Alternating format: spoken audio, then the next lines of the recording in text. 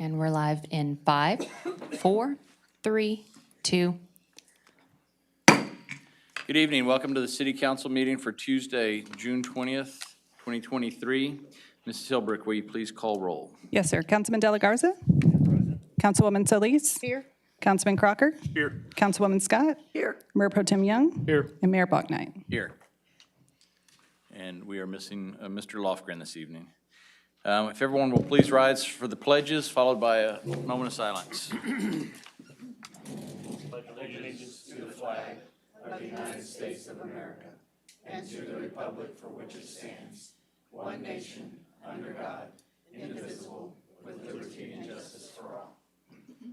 Under the Texas flag, I pledge allegiance to thee, Texas, one state, under God, one and indivisible.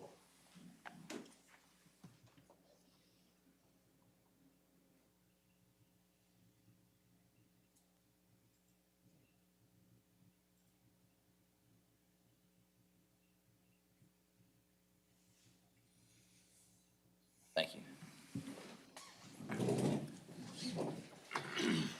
All right. Mr. Garza, good evening. Good to see you. You have any announcements and/or reminders? Good evening, Mayor and Council. First, happy birthday, Mayor. Well, thank you. Happy birthday to you for yesterday. Yeah, thank you, thank you. It's crazy how we both just turned 30 like one day after the It's other. awesome. It's awesome. I do have a few announcements this evening. I'll begin by reminding you and the public that there will be a City Council work session on Friday, June 30th at the Community Center Annex. This meeting will begin at 9 a.m. and this meeting is in lieu of the usual evening special council meetings that we have the last week in June to go over the preliminary budget. And so expect a full day, and we will provide breakfast and lunch to ensure that we get through it. So that's on Friday, June 30th. We do have a holiday coming up, and as a reminder, our non-emergency City of Victoria offices will be closed on Tuesday, July 4th. However, all garbage, recycling, and yard waste will be collected as normal, and offices will reopen at 8 a.m. on Wednesday, July 5th. Because we're having the special workshop on June 30th and July 4th falling on the first Tuesday of the month, we have decided, with your support, to cancel that regularly scheduled council meeting on Tuesday, July 4th, and we will pick back up on the third Tuesday, which is July 18th. It's part of the reason why tonight's agenda is pretty meaty. On behalf of the Parks Department, also related to 4th of July, just as a reminder that Parks and Rec will host its annual 4th of July celebration at the Victoria Community Center grounds. The event opens at 5 p.m. and the fireworks begins at 9:30 p.m. Details about the event and activities can be found on victoriatx.gov/parks. Additionally, on behalf of the Parks and Rec, the Commission has 4 openings available for appointment. Applications are due by August 1st and can be found on victoriatx.gov/boards commissioners or at the City Secretary's office. And on behalf of the CVB, applications for the Hot Funds Awards will open on July 1st and close July 31st. Organizations and businesses who are interested in applying will need to attend one of the workshops on July 6th, 13th, 20th, or 27th. For more information, contact the CVB at 361-485-3116 or victoriatx.gov/CVB. And on tonight's agenda, under City Manager's Report, Joel will provide an update on a recommendation on how to proceed with the Hot Funds Awards program this upcoming year. And that is all I have for this evening, Mayor. Great. Thank you. And we'll go into public and employee recognitions. And Ms. Hilbrick, if you'll please read the proclamation for Parks and Rec. Yes, sir. Whereas Parks and Recreation is an integral part of communities throughout the country, including Victoria, Texas, and whereas Parks and Recreation promotes time spent in nature, which positively impacts mental health by increasing cognitive performance and well-being and alleviating illnesses such as depression, attention deficit disorders, and Alzheimer's. As whereas Parks and Recreation encourages physical activities by providing space for popular sports, hiking trails, and many other activities designed to promote active lifestyles. And whereas Parks and Recreation increases a community's economic prosperity through the expansion of local tax base, increased tourism and attraction and attention of businesses, and crime reduction. And whereas our parks and nature recreation areas ensure the ecological beauty of our community and provide a space for children and adults to connect with nature and recreate outdoors. And whereas U.S. House of Representatives has designated July as Parks and Recreation Month, whereas Victoria, Texas recognizes the benefits derived from parks and recreation resources, now therefore I, Jeff Faulknight, Mayor of the City of Victoria, Texas, do hereby proclaim July 2023 as Parks and Recreation Month in Victoria, Texas.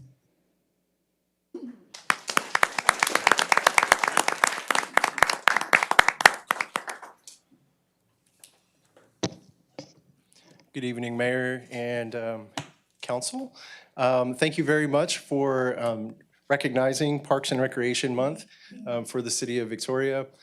All Parks and Recreation professionals, this is absolutely one of the most favorite months that we have because not only is it summertime where everybody's out and enjoying all the activities that we have, but it's a time for us to be able to be recognized as the land stewards, as recreation and parks professionals. So thank you all very much for all the support that you've continued to provide our department, all the programs and events and initiatives. Thank you very much, and I hope you enjoy the 4th of July fireworks. Thank you. Thank you.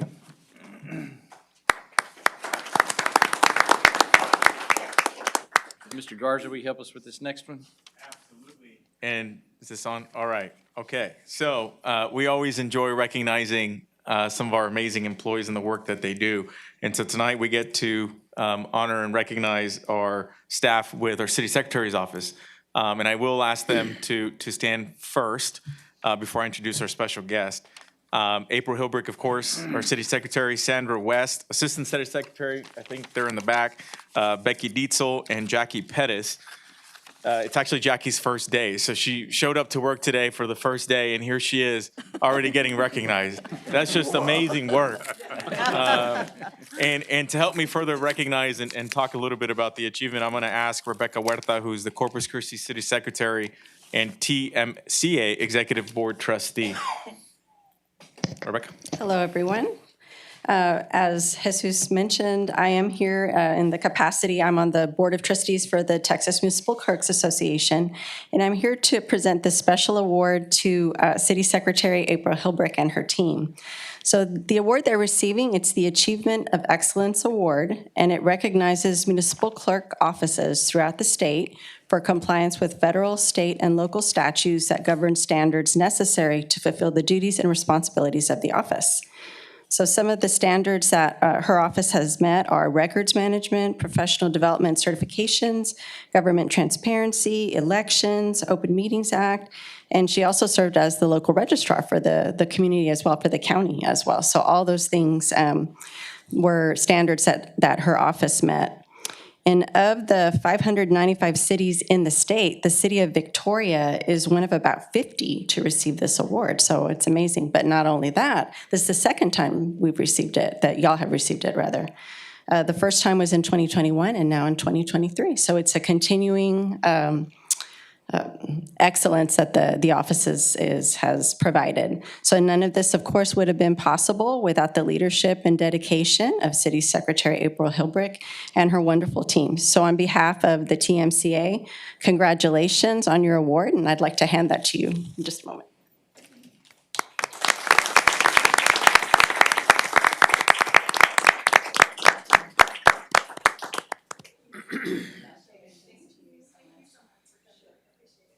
April, do you want to say anything? Thank you, Rebecca. Thank you. We do appreciate being recognized. It is a lot of work. The different responsibilities of our office varies, and so we have a lot of different things to do. And then serving as the local registrar for the county takes up a lot of our time. So that's a lot of what the front two ladies in our office handle, is that responsibility of constant customer service. So we all play an integral part of receiving this award, and I truly appreciate them as well. Thank you. Awesome. Thank you. Great Great job. Great job. Appreciate that work. All right, do we have any items from council members? Yes, ma'am. Pull D2 and D3. I just have one question for each. Okay. D2 and 3, leaving us very slim there. on Can you repeat consent. that? D2 and D3. Pull. Pull those. Pull those. Okay. All right. Man. Anything else? All right. With that, we'll go into the citizens' communication. Mr. Fisk.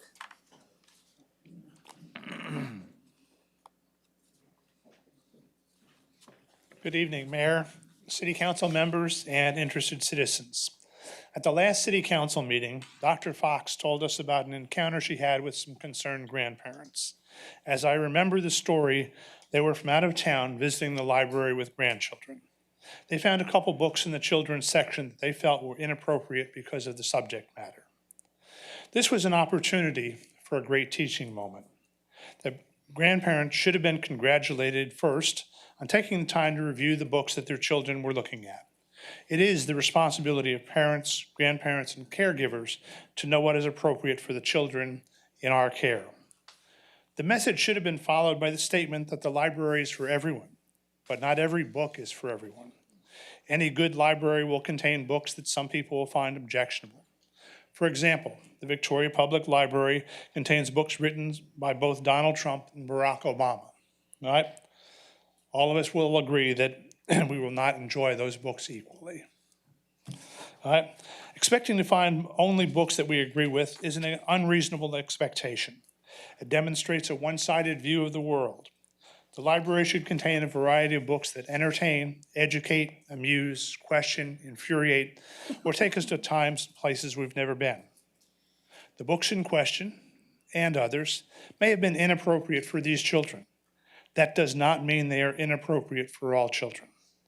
It is easy to forget that not all families are going through the same issues as our families. There could well be families with family members experiencing gender issues. Imagine a mother or father trying to explain to a child what an older child may be facing as they go through the difficult process of understanding their place in the world. These parents and friends may find these books helpful in navigating what could be a confusing situation. We need to allow the professional library staff to use the training and skills that they were educated to do. This is not the time for politics. We don't need to revise policies. We need to allow professional librarians to use their knowledge, compassion, and understanding. We need to acknowledge that we may be different, that all of us have a right to be here and find the books we need in the library. Thank you. Thank you, Mr. Fisk. Mr. Von der Rohe.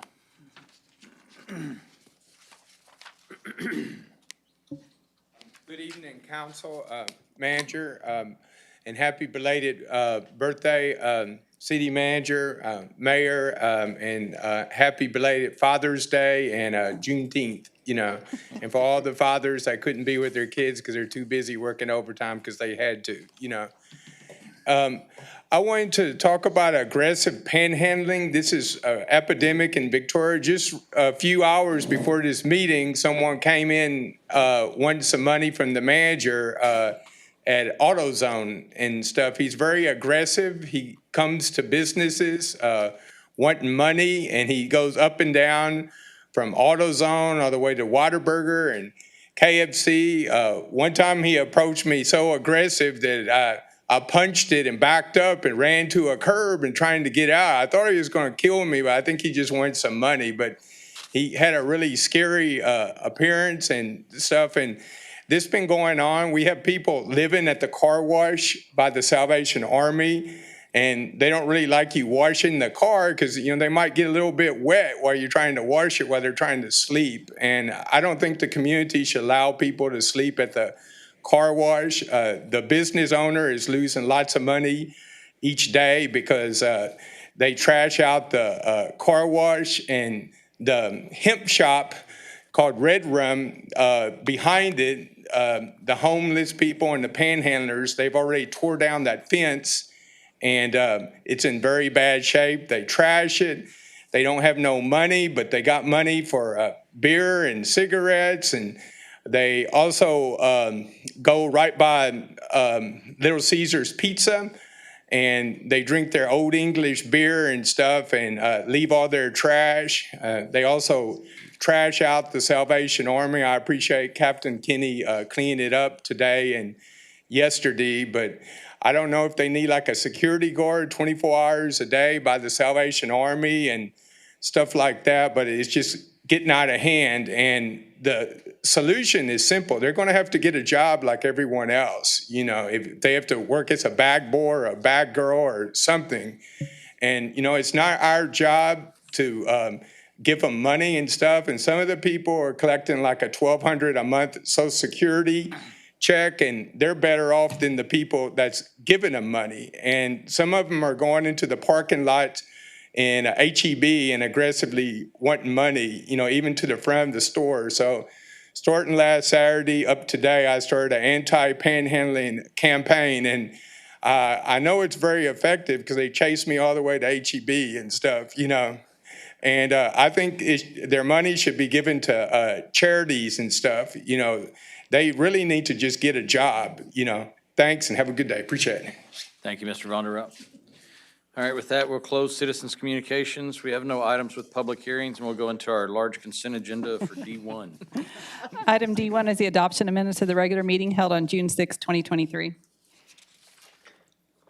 I move to adopt the consent agenda. Second. All right, motion and a second to adopt the consent agenda. All those in favor say aye. Aye. Those opposed, same sign. Motion carries. Item D2. Item D2 is a resolution approving a contract with Thirkettle Corporation, DBA Aqua-Metric Sales Company for the water meter replacement project in the amount of $649,041.13. Okay, where is these 1,700 people's houses at that you're going to change from 3/4 of an inch to an inch in their lines? We're just changing the meters out. They're still going to have the same meter size, we're not same changing the charge. We're not size. changing out their meter size. We're just replacing the meters.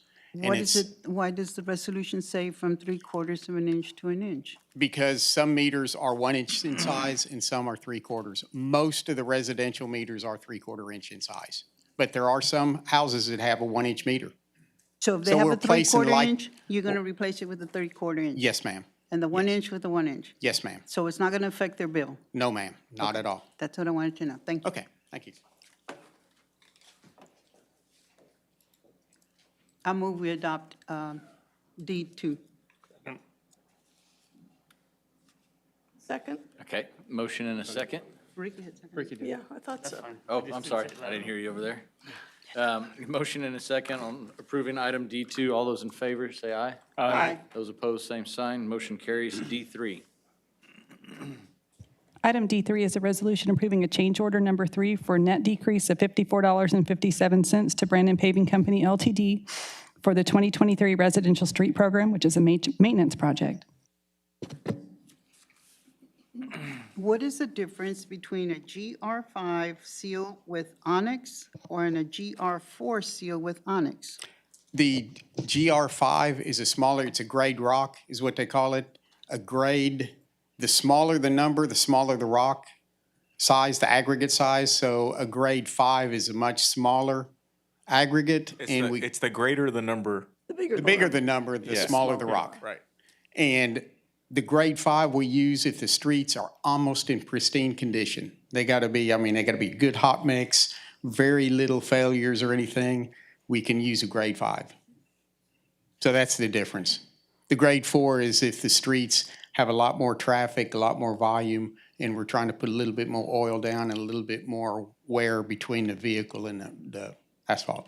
Okay. And the ones that you're using in Castle Hills, what is that? That was a grade 3 and a grade 4. We did a 2-course on that. So that means you're putting both 3 and 4 together? We put a 3 and a 4, and that's standard. If you do a double, you want to use a larger rock on the bottom and then a smaller size rock on the next course. Okay. I just wanted to know the difference. Okay. While you're out there, Ken, if you don't mind, can you provide a brief Sure. overview on what the change order includes? Because I do think that we might as well take advantage of this opportunity to convey the positive impact that this change order has or will have. Yep. This one is, what it is change order number 3 to the residential street projects. It's occurring now.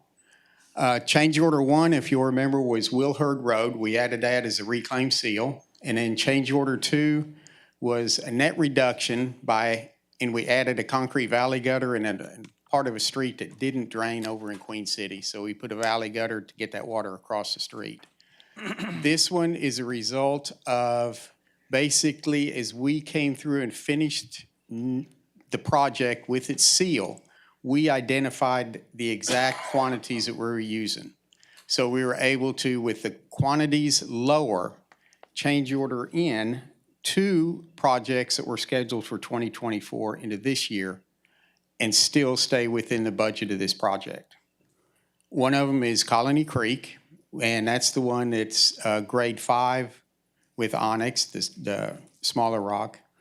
And then the other area is Dudley, Sanchez, Bradley, Jackson, Otelia, and Rondon.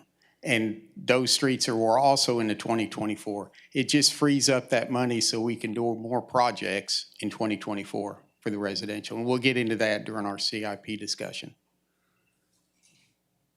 Okay. Thank you for that explanation. Thank you.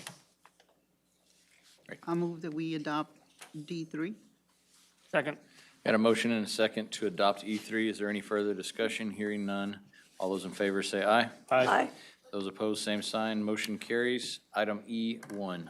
Item E1 is a resolution approving an agreement with Spall Glass for construction manager at risk services for the Public Safety Headquarters facility. I was like, is he not here? Just had to tuck it in a little farther this time. Evening, Mayor and Council. Tonight I do have with me Jason Smith and some other folks from Spa Glass, and I will kind of give you a quick presentation. I'll invite them up to include anything that I might have missed or didn't say. And then hopefully by the time we finish tonight, we've completed our full project team for the Public Safety Headquarters. In context, you may remember that the first thing we did back in October of '22 was bring you FGMA as our architect to design the Public Safety Headquarters. Then in February, we brought you AGCM as our owner's rep. And I have to tell you that for me, this is my first time to use the construction manager at risk delivery method, right? The economy throughout my entire career has been stable, has been continually on an upward trajectory, right? So we didn't worry about inflation as much as we do right now. We didn't worry about supply chain issues as much as we do right now. The construction manager at risk delivery method offers a buffer against all of those things. That's why we've chosen to use that in this procurement, right? When we don't know, we're planning a project that we're hoping to move in 2025, and we don't know what inflation is month to month, the construction manager at risk through the guaranteed maximum price offers some buffer against that, right? In a new delivery method, AGCM as an owner's rep has been phenomenally helpful. And so a lot of the information I'm going to share with you today kind of came from them teaching me a little bit. To that end, FGMA and in the conversations we've had with Spa Glass, they've also been very, very helpful in this. So our full project team on this is going to include the users of the building, the police department, the fire department, the municipal court, in conjunction with FGMA for designing and the architect side, AGCM is the owner's rep, and Spa Glass, pending your contract approval, as our construction manager at risk. Now, Spa Glass brings a full team to this.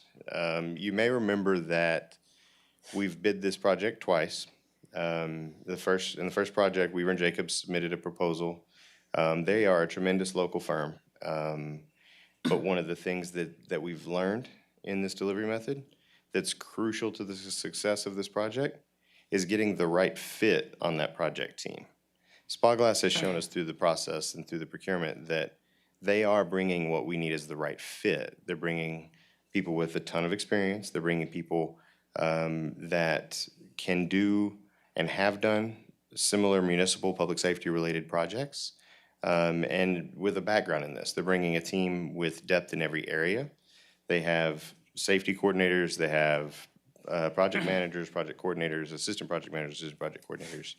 And they have a project executive in Michael Raley, and then you'll meet Jason Smith sort of on the team. Through the contract conversations, these folks have shown us how open, how innovative, and how creative they're willing to be with us to make this project work for the citizens of Victoria.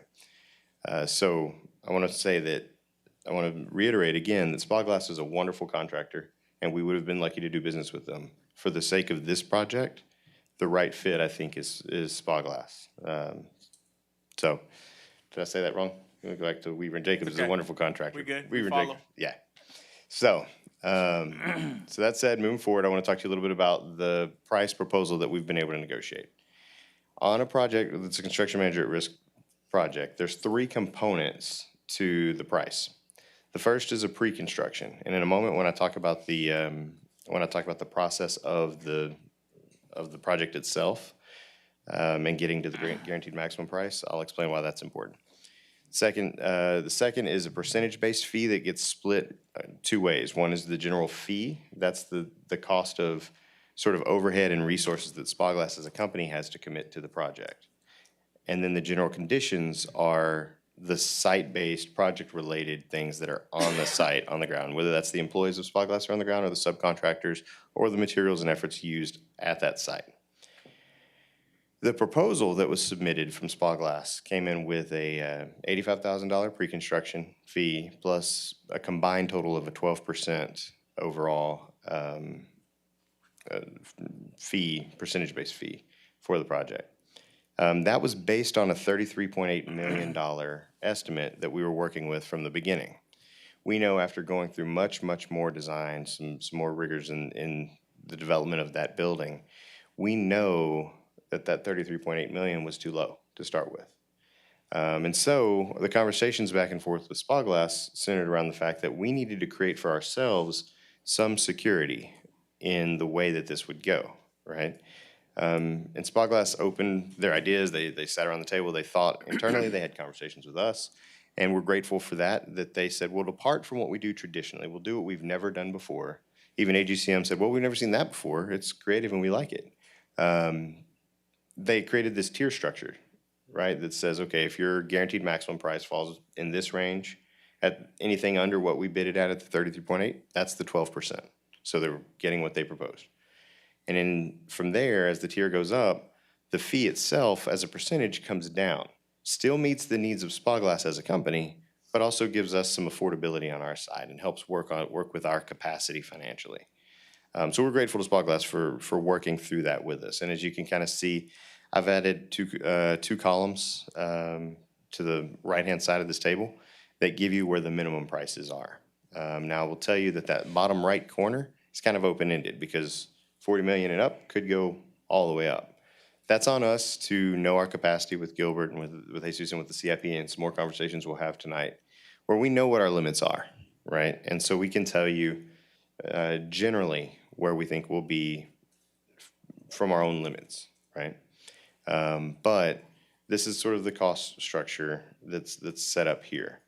Before I go into the process piece, do you have any questions about cost structure? Just a picky question, the bottom box, 40 million, shouldn't that be 40 million.01 to match the rest of the structure? Yes, ma'am, it should be. Thank you for, A penny. yeah, thanks for pointing that out. So, maybe they give us a choice either way, right? That's true, I've noticed. No, you're right, it should be 40 million and 1 cent. I was going to ask Mr. Rainier to verify that, but Yeah, okay. Well, let me talk a little bit about the process, okay? Where we are, as I mentioned, we've already awarded contracts to FGMA for the design. We have awarded a contract to AGCM for the owner's rep side. And then we completed the schematic design process. That is the beginning of initially sort of shaping what the building is going to look like. FGMA did a great job working with our staff and the people who are going to use that building to try to figure out, okay, on the surface, what do you need, right? If you've got a fitness center and a dispatch center, we learned it's important you don't put the fitness center on top of the dispatch center so that people aren't dropping weights and disrupting the dispatchers, right? It's those kinds of things that sort of shaped itself in the schematic design. Toward the end of the schematic design process, we were doing our solicitations for the construction manager at risk. I want to be real clear in some process changes that are different when I talked about the delivery methods. Design build, design bid build, competitive sealed bids. In all of those cases, we want to award a contract for design, finish design, and award a contract for construction, okay? In this case, we're going to be asking the person, the group, Spyglass, who's going to build the building to tell us how much the building is going to cost before we finish design, right? That gives us that security, that gives us that safety net, that guaranteed maximum price. So it's very essential that we incorporate the construction manager into the design conversations, right? So they know if the architect says, hey, build this. One good example, and we're still kind of sorting through this out, is do we put metal on the back or do we put brick on the back? Because in our minds, it tells us, hey, metal is cheaper than brick, right? Well, in the crazy market we live in some cases, metal has turned out to be more expensive than brick, right? Those are the kinds of things that the construction manager and their estimating team, they bring to the table during the design process. So where we are right now in the process is called the design development stage, right? We've just hit a milestone called 75% design development. We've finished 75% of the design development. And we have on target to finish 100% of design development at the end of this month. There's a good chance we're going to push that out as we start to see what estimates look like and how we need to sort of reshape or retool the building a little bit in the design and extend that design phase just a little bit. But that's the reason we're going to do the contract tonight. If you've read it, and Ms. Scott, thank you for pointing out some of these things to me earlier. If you've read it, it looks like it's incomplete, right? There are going to be things like bonding terms. It's hard to say what the dollar value of the contract is because we don't have that guaranteed maximum price. That comes at the end of design development, right? And that comes really 50% of the way into the construction development phase, right? When we're making construction documents, when schematics, when specifications, drawings, when all of that's complete, then we ask the construction manager, tell us, okay, how much is this building going to cost? Set it in stone. Then we bring that back to you, right? And we will do a contract amendment to the contract that we're asking you to approve tonight. So what that amendment will have in it is the full contract document. It'll have the price. It'll be the complete version of what we're talking about tonight. But because of the construction manager risk delivery method, it's very important that we have Spoglass engaged through a contract right now in the rest of the design phase, right? That's where that pre-construction and some of the initial general conditions comes in, right? So it's very important that we have the contract engaged now, even if it feels like an incomplete contract. It will be complete when we bring it back to you later this fall with the American Institute of Architects sort of gives the template for this. Exhibit A is the amendment for the guaranteed maximum price that comes back as an amendment. So once we get through all of that, then hopefully early 2024, we give Spoglass a notice to proceed, and they start moving dirt, building the building, and we see construction really start to happen. So process-wise, do you have any questions? Is that clear as mud? I understood it. Good. Good. It's taken me a long time to understand it, but I'm getting there. So with that said, again, I'm grateful to have a group like Spoglass that's been able to negotiate with us and talk through every step of the way and been patient with me as I learn all the things I just explained to you, right? And to have an open mind and to work with us and understand what our financial limitations are and what good conservative fiscal stewardship for our community looks like as we build and meet the needs of our public safety employees, right? So before I invite Mr. Smith and his folks from Spoglass up, do you have any more questions for me?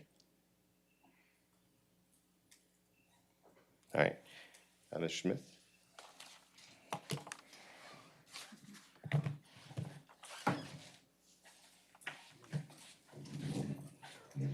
Hey, good evening. I'm Jason Smith, the president of Spoglass San Antonio. Don't let Derek kid you. He's doing great on the CM learning process. He and team are doing just fine. So it's a treat for us to be here in the city of Victoria and kind of have the honor of serving you as your CMAR. As many of you may know, the construction market is super saturated all across Texas. And in fortunate times, we get to pick where we go to work every day. And when we saw this opportunity, we chose to be in the city of Victoria and a place we want to be, not a place we have to be.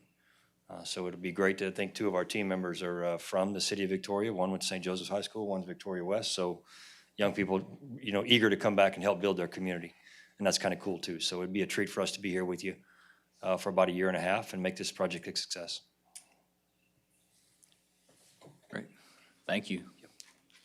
One thing I do want to add real quick that I should have given them credit for.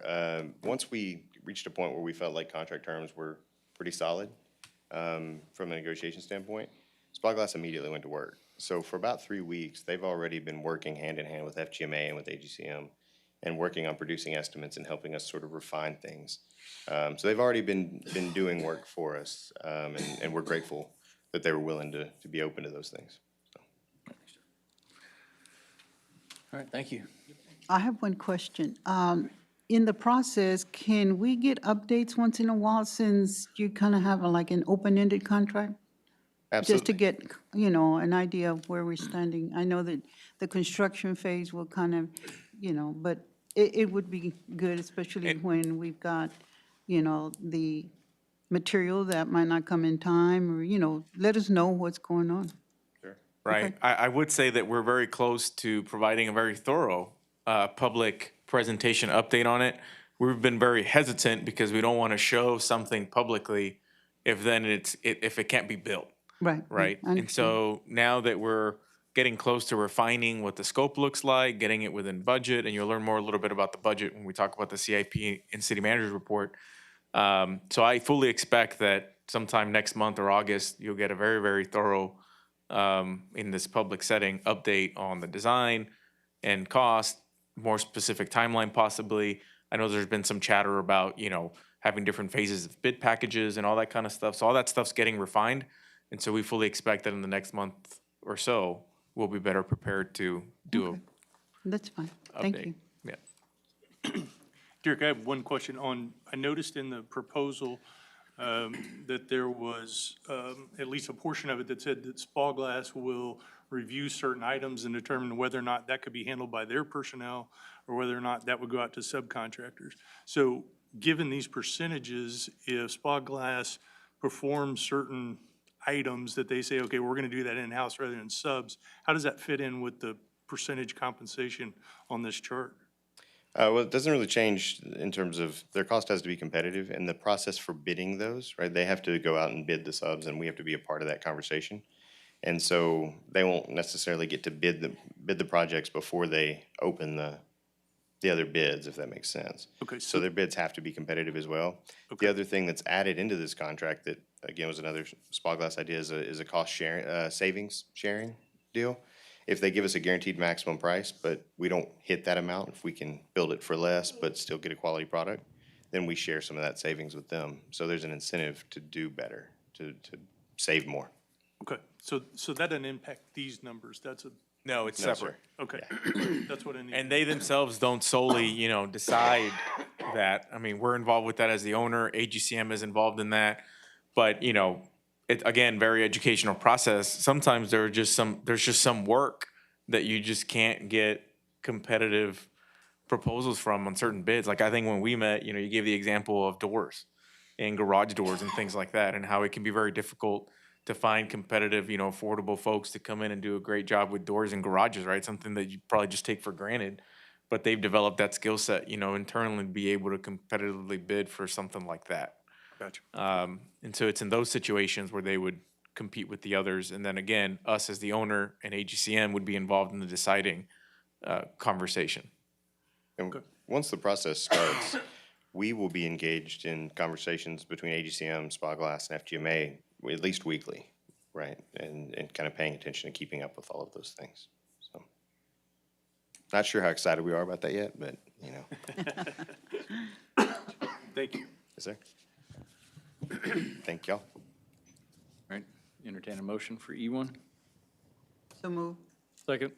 Got a motion and a second to approve item E1. Is there any further discussion? Hearing none, all those in favor say aye. Aye. Those opposed, same sign. Motion carries. Item E2. Item E2 is a resolution approving a professional services agreement with RGN Group Incorporated for the lead service line inventory in the amount of $560,000. Good evening, Mayor and Council. My name is Greg Rodriguez. I'm one of the Operations and Maintenance Managers for Public Works. So the Lead and Service Line Inventory Program, or also known as the Lead and Copper Revision, I was going to go ahead and give you a basic overview of what got us to where we're at today. And here in a moment, I was going to go ahead and introduce RJN. That was going to be Jose Maldonado behind me.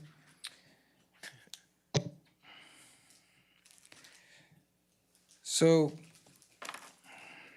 the lead and service line inventory program, or also known as the lead and copper rule revision, was mandated by the EPA.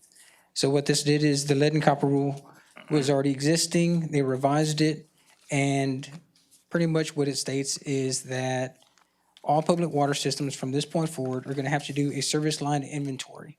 So all the water lines, you're gonna have to go ahead and state if they're PVC, galvanized, copper, lead, and whatnot.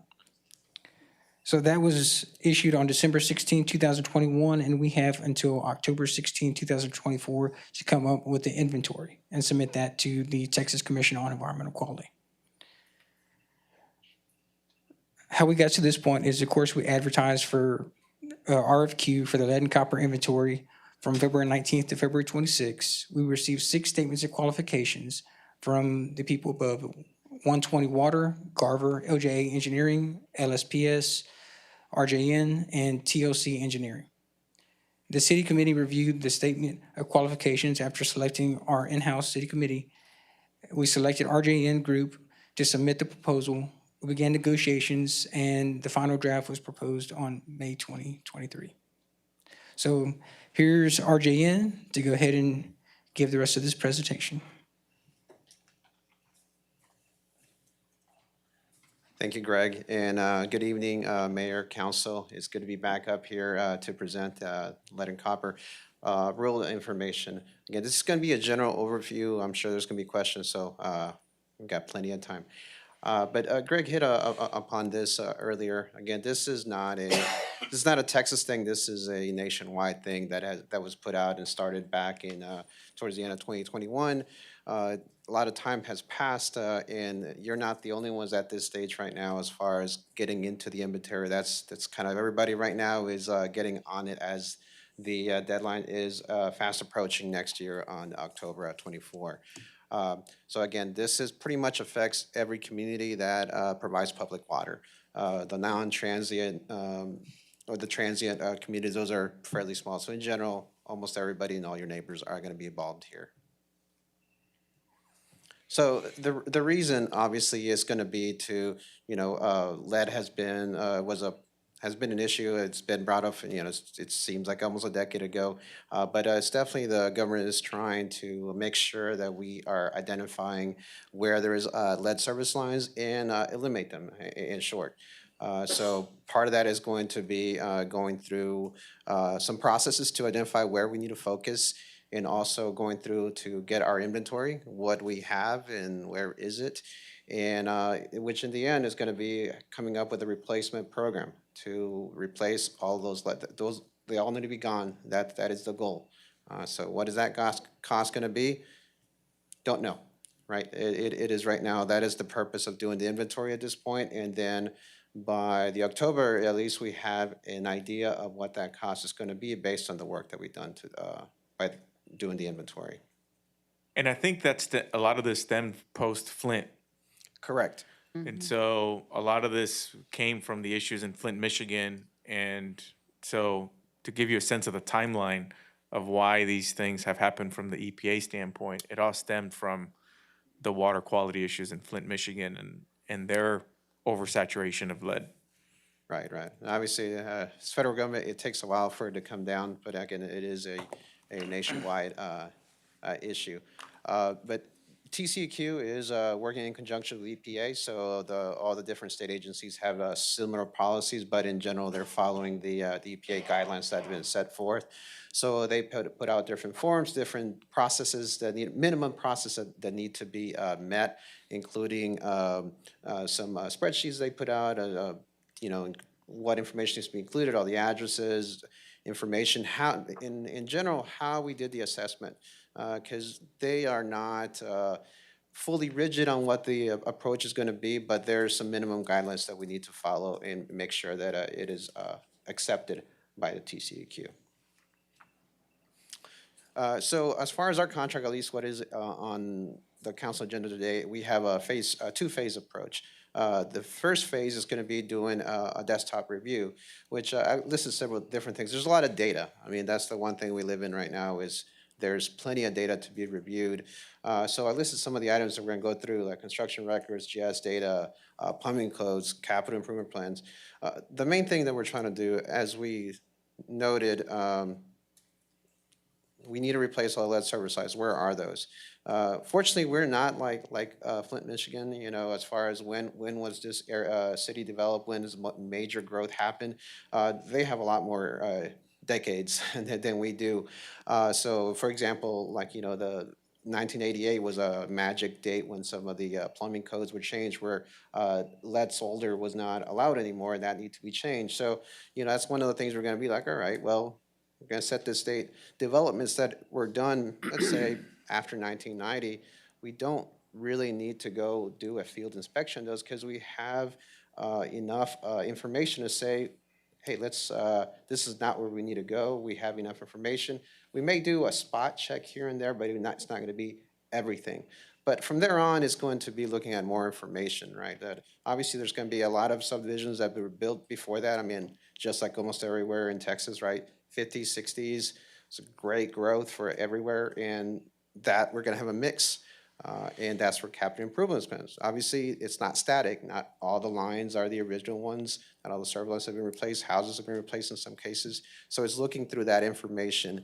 And again, this is going to be work hand in hand with the city staff, because obviously they are the holders of the data, and we're going to be working together with them to go through that information and really filter down to where we need to focus in, which is going to be our phase 2 portion. As we were talking and putting together our proposal and working with the city, one of the ones that we're going to focus on is community outreach. Again, we're trying to do as much as we can to maximize the city's dollars, you know, and part of it is going to be using community outreach, which is going to be whether by mail, social media, by phone, trying to get as much information so we can minimize what that phase 2 is going to be.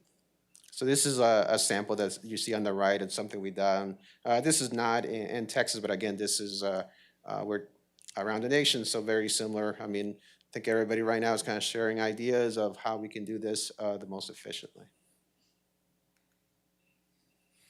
Phase 2, this is going to be the actual field inspection. So once we go out there, again, this is the service line, right? That is the focus. It's not necessarily a service main. So in general, we're looking to go to the areas that we had identified, go to the water meter locations and identify whether what the material is on either side of the meter.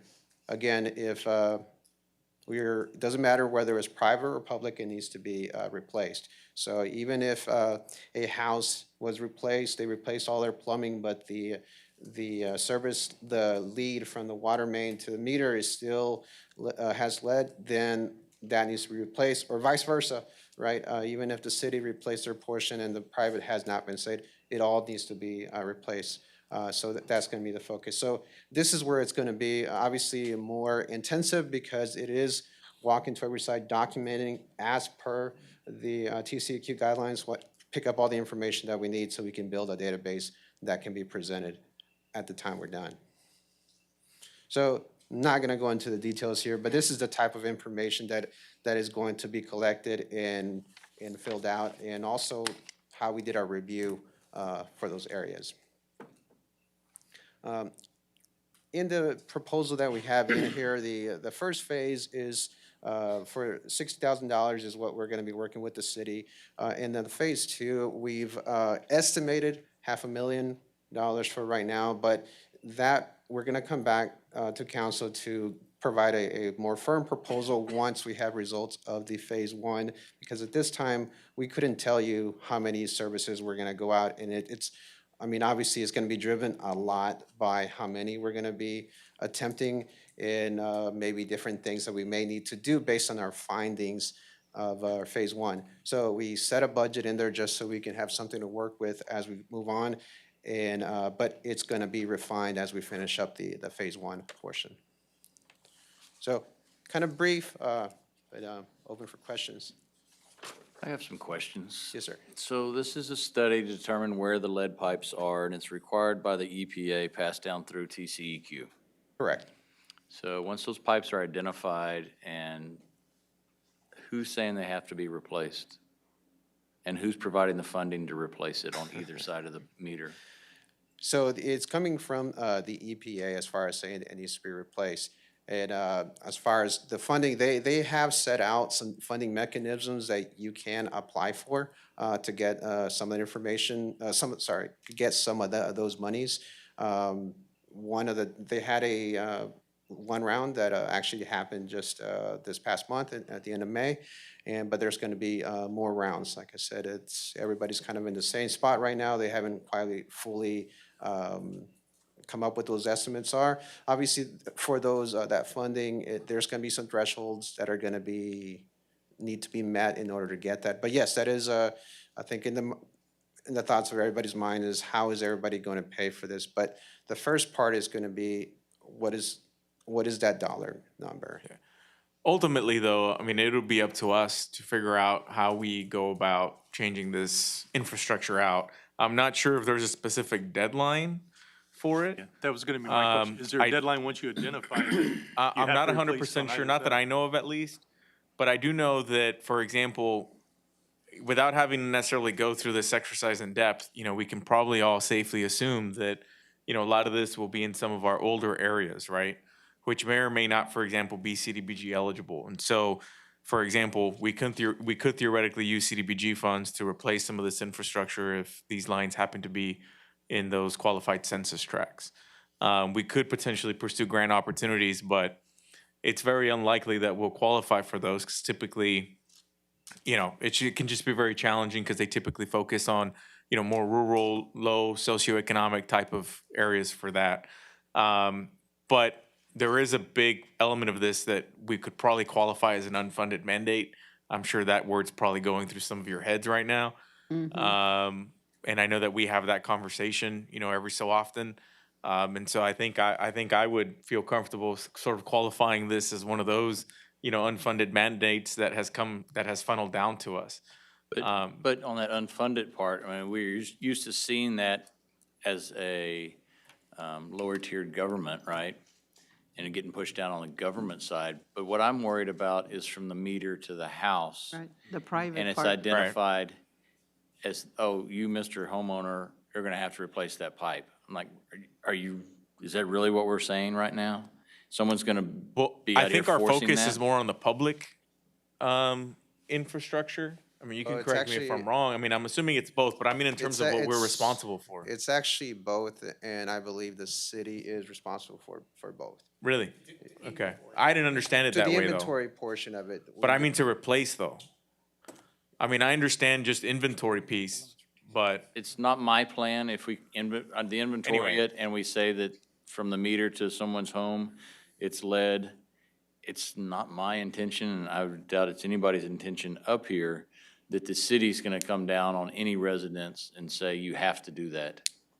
And we would do everything we can to make sure that, Right, and some of the things that if you wanna replace it, great. If not, yeah, I I'm mean, not up gonna until push this it. point, there haven't been any conversations, with us to tell me or insinuate that we would be financially responsible for changing those lines on the private property owner side. I do know that we have to inventory it. But of course, there's a big difference between inventorying it, knowing it's there, and then actually doing something about it, right? The same thing can be said around the smoke tests, right? And some of the different elements that are coming from that, to determine where, we're getting some infiltration into our sewer system, right? Where these smoke tests, are very clearly showing that there are some issues on the property owner side of the line, so to speak. And it's the same question, right? Well, who's financially liable to address those issues, which up until this point, our position is it's theirs. That one's totally different in my mind because you're sending stuff back to the city. We delivered water to a meter, homeowner takes it from there.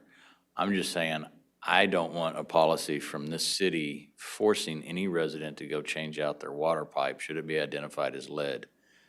They can live with it or they can live without it, but it's not gonna be mandated by the city of Victoria Yeah, that it I has to hear be you. changed and it causing that burden and to be unfunded to our citizens. Got it. Understood.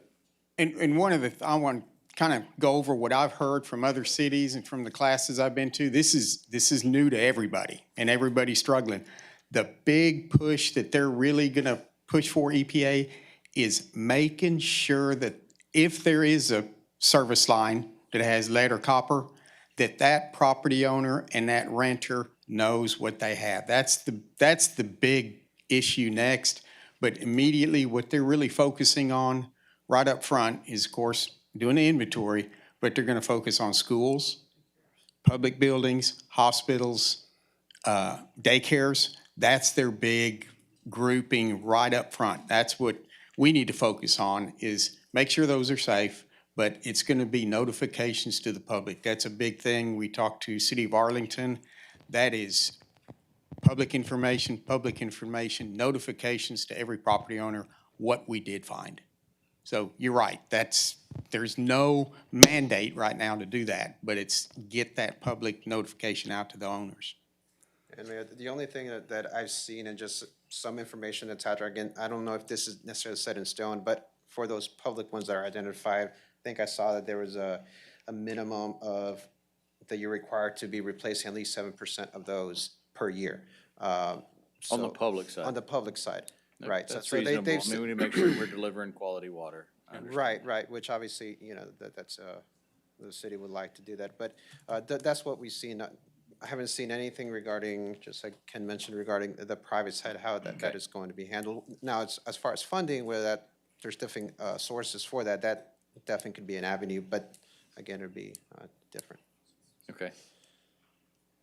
Thank you. All right. Motions? I move that we adopt E2. A second. All right, motion and a second to approve item E2. I'm glad we got a lot of choice in this matter. Correct. Is there any other further comments? Well, Ken, so, I mean, as we have to go through and identify these pipes, but we do water testing, correct? Correct. And, you know, the big thing with Flint was, refresh my memory for the, Make a long story short, they were treating their water and they did not add the right sequester into their water to limit the acidity. Was it the acidity, Greg? And they didn't put that additive in, the chemical in. Well, when they didn't, it leached out the lead from the solder and from lead lines. And the lead levels went way up at the homeowners. sure. I'll be honest, we have done a lot of work in Victoria, thanks to previous councils, your council. We have changed out a ton of water line, especially in the older parts. Downtown is a good example.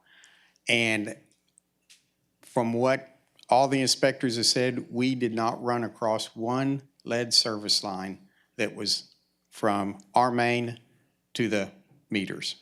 So that's a good sign that we didn't find any in the oldest parts of town.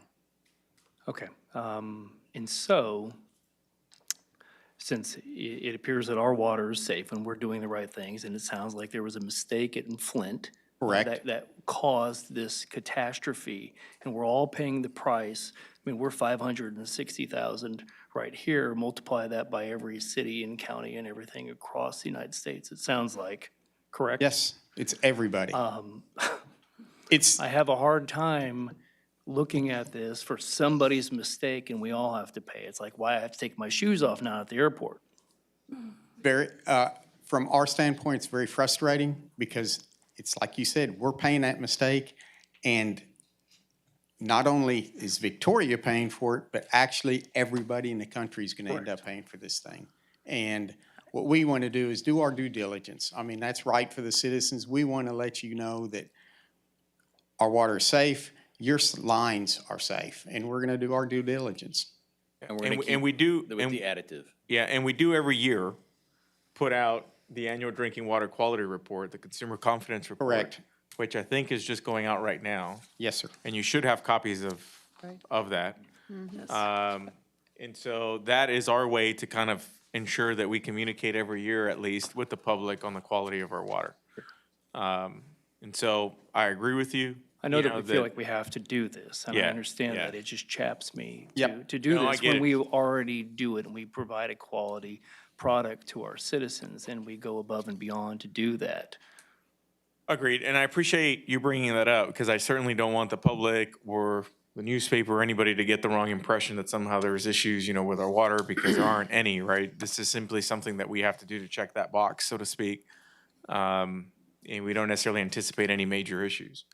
And I'll say that, you know, TSA pre-check, you don't have to take your shoes off. You do have to apply and get approved. Yeah, that's right, yeah. And get fingerprinted. Yeah, there you go. All right. We have a motion and a second to approve. Thank you, Mr. Gill. Item E2. Any further questions?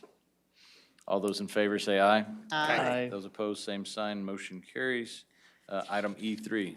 Item E3 is a resolution awarding the Country Club Sanitary Sewer Line Project to Lester Contracting Incorporated in the amount of $1,677,305. I'm going to do a quick presentation on this project, Country Club, which is second, and Bon Air, because that's the next one on your agenda. Okay. This is the map of Country Club, the sewer line replacement. Give you an idea, these lines are very old. They are giving us, the Public Works Department, a lot of fits. There's a lot of stoppages, a lot of collapses, and sewers running slow. We want to replace the lines on Country Club, basically from Navarro all the way to Spring Creek. We've done some other phases in there where we've actually had the lines collapse, but this is, let's get proactive a little bit and get some of these lines fixed. Details, it's again from Spring Creek to Magruder and then from Magruder to Navarro. 965 feet of 6-inch concrete sanitary sewer replaced with 8-inch PVC. And then 3,100 feet of 10-inch and 12-inch concrete replaced with 10 and 12-inch PVC. About 39 manholes we'll be replacing. And then in addition to that, the services that go to the houses to make sure that they're new PVC. Proposal details, Lester Contracting was the one proposal we reviewed. Selection committee selected Lester as best value to the city. We negotiated the contract. The initial proposal was for $1.797 million. We negotiated the contract to $1.677. Big part of that was we changed the backfill material. Right now, we use cement sand for all of our backfill. It is a very expensive product, and to give you an idea, it's running around $20 a yard for cement sand. We have one supplier in Victoria, and that's it. And you cannot get it from outsource it because by the time you'll get it, it'll already be hard and worthless. So we're switching it to a bank sand, which is a regular sand. It can be compacted. It's not using that same material coming out of the trench. In the past, we've used that, and you can do every way you think you can compact it, and 2 years later, it'll drop 6 inches. Sand has, once you compact it, it stays tight. It's like beach sand. This project, we have 365 days on the project. What I want to emphasize is we'll execute the contract in July. We'll have a notice to proceed August 15th, approximate. The biggest thing, once we get that execution of the contractor has to secure the materials. At this current time, we've got a 26-week delay according to one of the only manufacturer of fiberglass manholes, 26 weeks. Now, they're getting better at it, but they're out 26 weeks. So when we say 365 days for the contract, we're not talking 365 days of construction.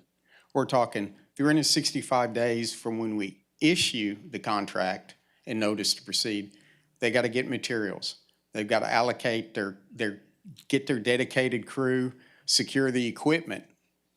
We're predicting October when they do that. They'll begin construction October, and on this project, talked with the contractor, he's figuring about 180 days with, really good conditions. So we're thinking May. So it's a lot less, when we say time, 365 days, It's time to secure the materials, get his crew. And one of our big comments that we have during pre-bids to all the contractors is, once you start, do not leave. Don't just tear up a road and then pack up and go somewhere else. We'd rather have you schedule your crews. If you have to wait 2 weeks to finish another project or finish another job you've got, wait those 2 weeks. Come in, hit our jobs running, and stay with it, finish it, keep your equipment out there, keep your crews out there, keep them working. We're expecting completion on this one of 2024. And street repaired with permanent patch material. We do have a project, and I'll go over it in the CIP, for a mill and overlay on a section of Country Club between Navarro and Magruder. The next project I'll go over real quick is the Bon Air, which is the one that we had bid previously, came in over, we revised the plans. Again, reduced some of the water line that we did not need to crisscross. These are the streets we'll be working on: Loma Vista, Warren Street, Park Street, Virginia, Retama, Azalea, Halsey, Eisenhower, MacArthur, and Village. It's about 16,000 linear feet of cast iron water line with new 8-inch PVC. A lot of cured in place sanitary sewer mains lining, and removing and replacing about 4,700 feet of open cut sanitary sewer lines. Again, new services. Are you going to do that before or after they do the inventory of the area? We'll do that. That's one of the things we're going to do as part of these contracts. When the contractor goes in there and he ties in that new water meter, tell us what's on the other side. We'll have an inspector there. They'll be able to write it down and get that verbiage. We're going to do that on Tanglewood, College Park, all the new projects we're doing, anything, get that. They'll be out there. They got to tie those meters in, pull the meter, look on the other side. So yes, ma'am. We're approaching that one to get some of that information right now. It also said something about replacing PVC, so that'll be a good thing for our inventory. Yes, we're replacing all the, right now we're using PEX. We used to use PVC, but we're using PEX, which is a lot more forgiving material. It's got a lot more Flexibility. expansion, contraction stuff. Most of the plumbers are using that now. On this project, we had 2 proposals: J&R Contracting Services and By Grace Floors Construction LLC. The committee met again. We reviewed their submittals, and J&R was selected as best value. We negotiated a contract from $4.6 million to roughly $4.4. Again, we negotiated out the cement sand. We're using regular sand, bank sand. Contract time is 420 days. Talked with this contractor, same basic timeline, and he's going to he's thinking October. This one would finish in October. Not 420 days, but probably a year. Hopefully he'll get it done quicker. He's looking at putting 2 crews out here on this project. And then the street improvements will follow in 2024. Want to go with a budget summary. Negotiated contract amounts, as you can see on Bon Air, was $4.392 million. Our budget amount was $4.112.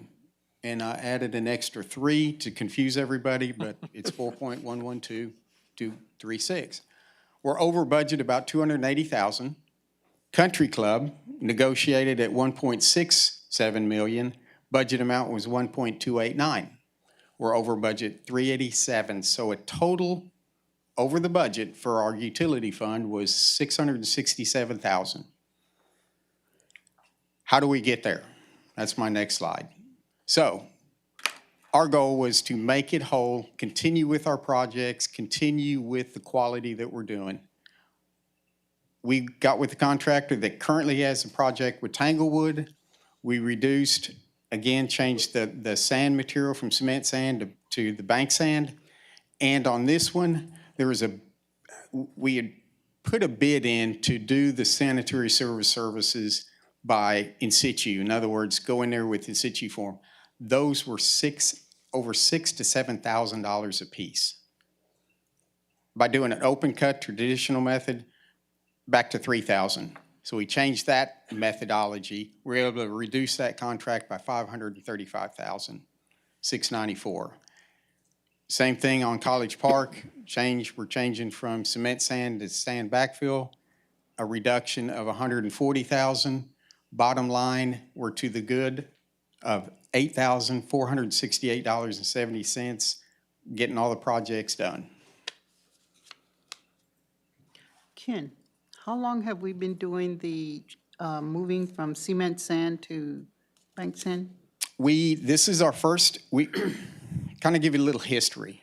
Years ago, and I think it was when we did Village Drive, Loma Vista, this was probably 20 years ago, we were still using our natural backfill. We dig the material out of the hole. We required the contractor to break that clay up, keep it moist, put it in small clods. If you weren't out there beating them up, they would just dump it on the ground and throw it back in the hole, hit it a few times with a backhoe, and it would settle. We were literally up to here with that issue going on. So were the citizens. We looked at full depth limestone. That was another one where you got to put it in, you got to let it cure, it just takes time.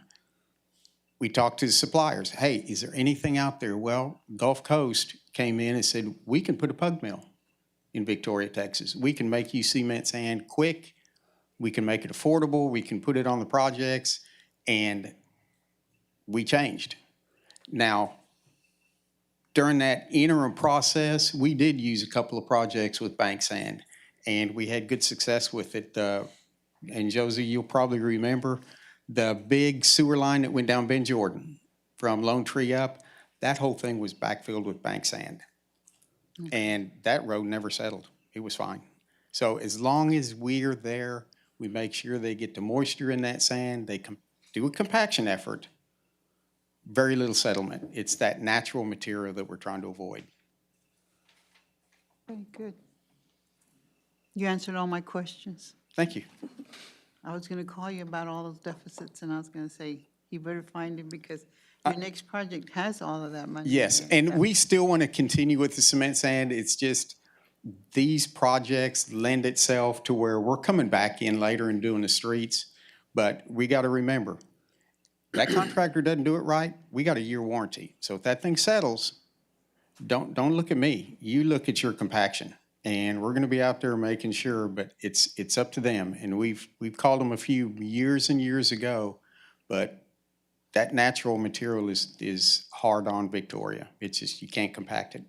That black gumbo, yeah. Yep, correct. All right, thank you. I move we adopt E3. Second? Is there any further questions on E3? You want to do E4 at the same time? We'll hit it after this one. Oh, okay, Let her read it. okay. There's no further questions. We got a motion and a second. All those in favor say aye. Aye. Those opposed, same sign. Motion carries. Item E4. Item E4 is a resolution awarding the Bon Air Street Reconstruction Project, which is utilities, to J&R Contracting Services Incorporated in the amount of $4,392,369. So moved. Second. A motion and a second to approve. Is there any further discussion? No? All those in favor say aye. Aye. Those opposed, same sign. Hearing none, motion carries. And E5, I'm going to have Dr. Young do this one. I'm going to abstain from it. So a resolution awarding the De Leon Plaza expansion project to Logger Companies Incorporated in the amount of $4,572,502. Good evening, Mayor and Council. Tonight, what I have for you is a presentation on the De Leon Plaza expansion.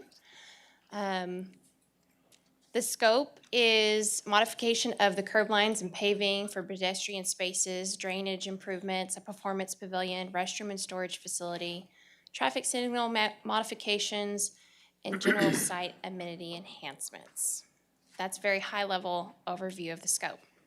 So what I have tonight, though, are some more site plan pictures that I'm going to share with everybody. And I do have Brian Jansen with Friesen Nichols, too, to help with questions later down the road. But this is an overview, an aerial look at what the plaza will look like once completed. As you can see, the Performance Pavilion, we have a nice space for the Christmas tree next to the public restroom on the left of the screen. To the right of the screen, the other circular structure is a nice spot for the founders' monuments and seating area. This does still include the spots for the food trucks and extending the lawn. Now, this does not include the pergola or shade structure attached to the restroom because that is a bid alternate, and it does not include the water feature. So I want to talk a little bit more about the water feature. Kind of give you a little back history on where we landed on not having it in the scope. The original water feature included spray nozzles in the ground, lights, and a recirculating water sanitation system that was housed inside the public restroom and an underwater holding tank, or underground holding tank. The original preliminary cost for that water feature was $800,000. The Marshall Shanklin Foundation has given the city $300,000 for a water feature. So as you can see, the original cost was more than what we were able to use from the Marshall Shanklin Foundation. So, but we are still currently seeking other options for water feature, something of the like of a water fountain instead of a similar to a splash pad, something that you can play in. So that was all due to budget constraints, and that's why we eliminated the water feature. Here is a better picture of what the restroom building will look like. And again, remember that the pergola structure will not be in the scope unless if we are able to fund it later. We are going to build in the infrastructure at the base to where we can add it on at a later date and time. But if you remember, we talked a lot about the Junior League building and how we wanted it to look similar to the Junior League building and tie it into more of that historical structure and architecture. So you have the arch there, the brick to match with also the recessed windows that look very much like the Junior League building. Here is a different look at the Performance Pavilion. This is a front view at the top, side front view at the bottom. This is the rear view. And then again at the bottom, that's another front view. This does have a ADA accessible ramp and also a loading dock on the other side so that you can back up a large U-Haul trailer with sound equipment or instruments to access the stage. Another look. All right. So timeline, construction period is set at 210 days. With 210 calendar days, the plaza expected to be completed by early March of 2024 in time for the bicentennial celebration. With approval of the contract, we look to give a notice to proceed in the second week of July, and then we will also follow that with news releases notifying the public of street closures and the project construction start date. Here's a breakdown in the financial impact. Original funding was $4.5 million, which included the 300 Marshall Shanklin Foundation for the water feature. Now it does not include that. Thus, with those funds no longer available for the project, leaving a deficit of $302,502, we are recommending funding the shortfall as follows. ARPA funds being used at $140,000, revenue bond interest at $90,000, and bicentennial celebration, which is also hotel motel tax funds at $72,502. Hey, Danielle. Yes. Question. So you said taking the 300,000 out left us a deficit of 302,502? Yes.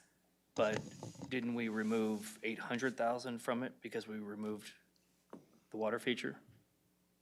So the total cost of the project that we got in the bid already did not include the water feature. The Does that budget make was sense? 4.5. Okay, I just wonder why we were including 300 No, if it no, was it was tied to never the there. water. It's never there. It was never there. Yeah. Okay. Parking. I know we've had several discussions about parking.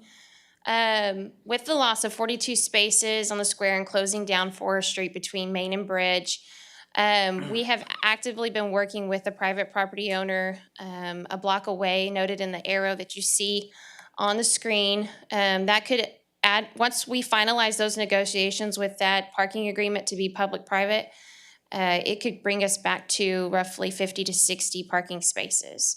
And we plan to also initiate joint use parking agreements with 3 other privately owned parking lots that are nearby.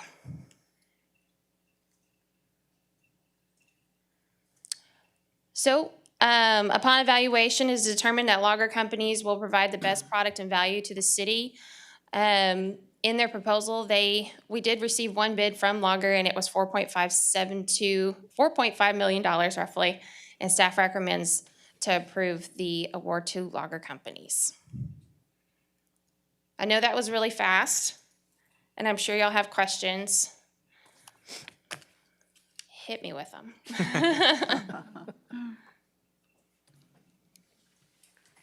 Anybody have any comments or questions for No, I think Ms. we Williams? this one out already.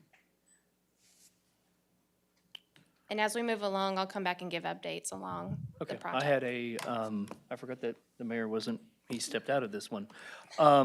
Yeah, I had a couple of comments from citizens that were interested in the water features in the pergola, but you had already addressed that issue. So I was reminded of the cost of that, which was quite prohibitive. $800,000 still kind of shocked me as far as sticker value. Yeah, absolutely. And just to reiterate the point, we needed to bid the project out because we're up against a deadline. Yes, we are. Because of our bicentennial celebration. And so we knew that we just were not going to have the time to have conversations about, minimizing or decreasing the scope of the water and all this stuff, because it just was going to further delay developing the plans to bid it out. And so as Danielle mentioned, and I'll reiterate the point, there's ongoing conversations, that more than likely will lead to a change order here in the next month or two, hopefully, to add a water feature, back in that's different, that's within budget, but still everybody's supportive of. And at that time, we can consider other elements, maybe the pergola. I know there's also been some suggestions about refinishing the existing bandstand. And I know that when I talked to Danielle about it, she mentioned that, with her years of experience with the Parks Department, they've just painted it over paint, and maybe it's due for something a little more robust and more thorough than just putting another coat of paint on it.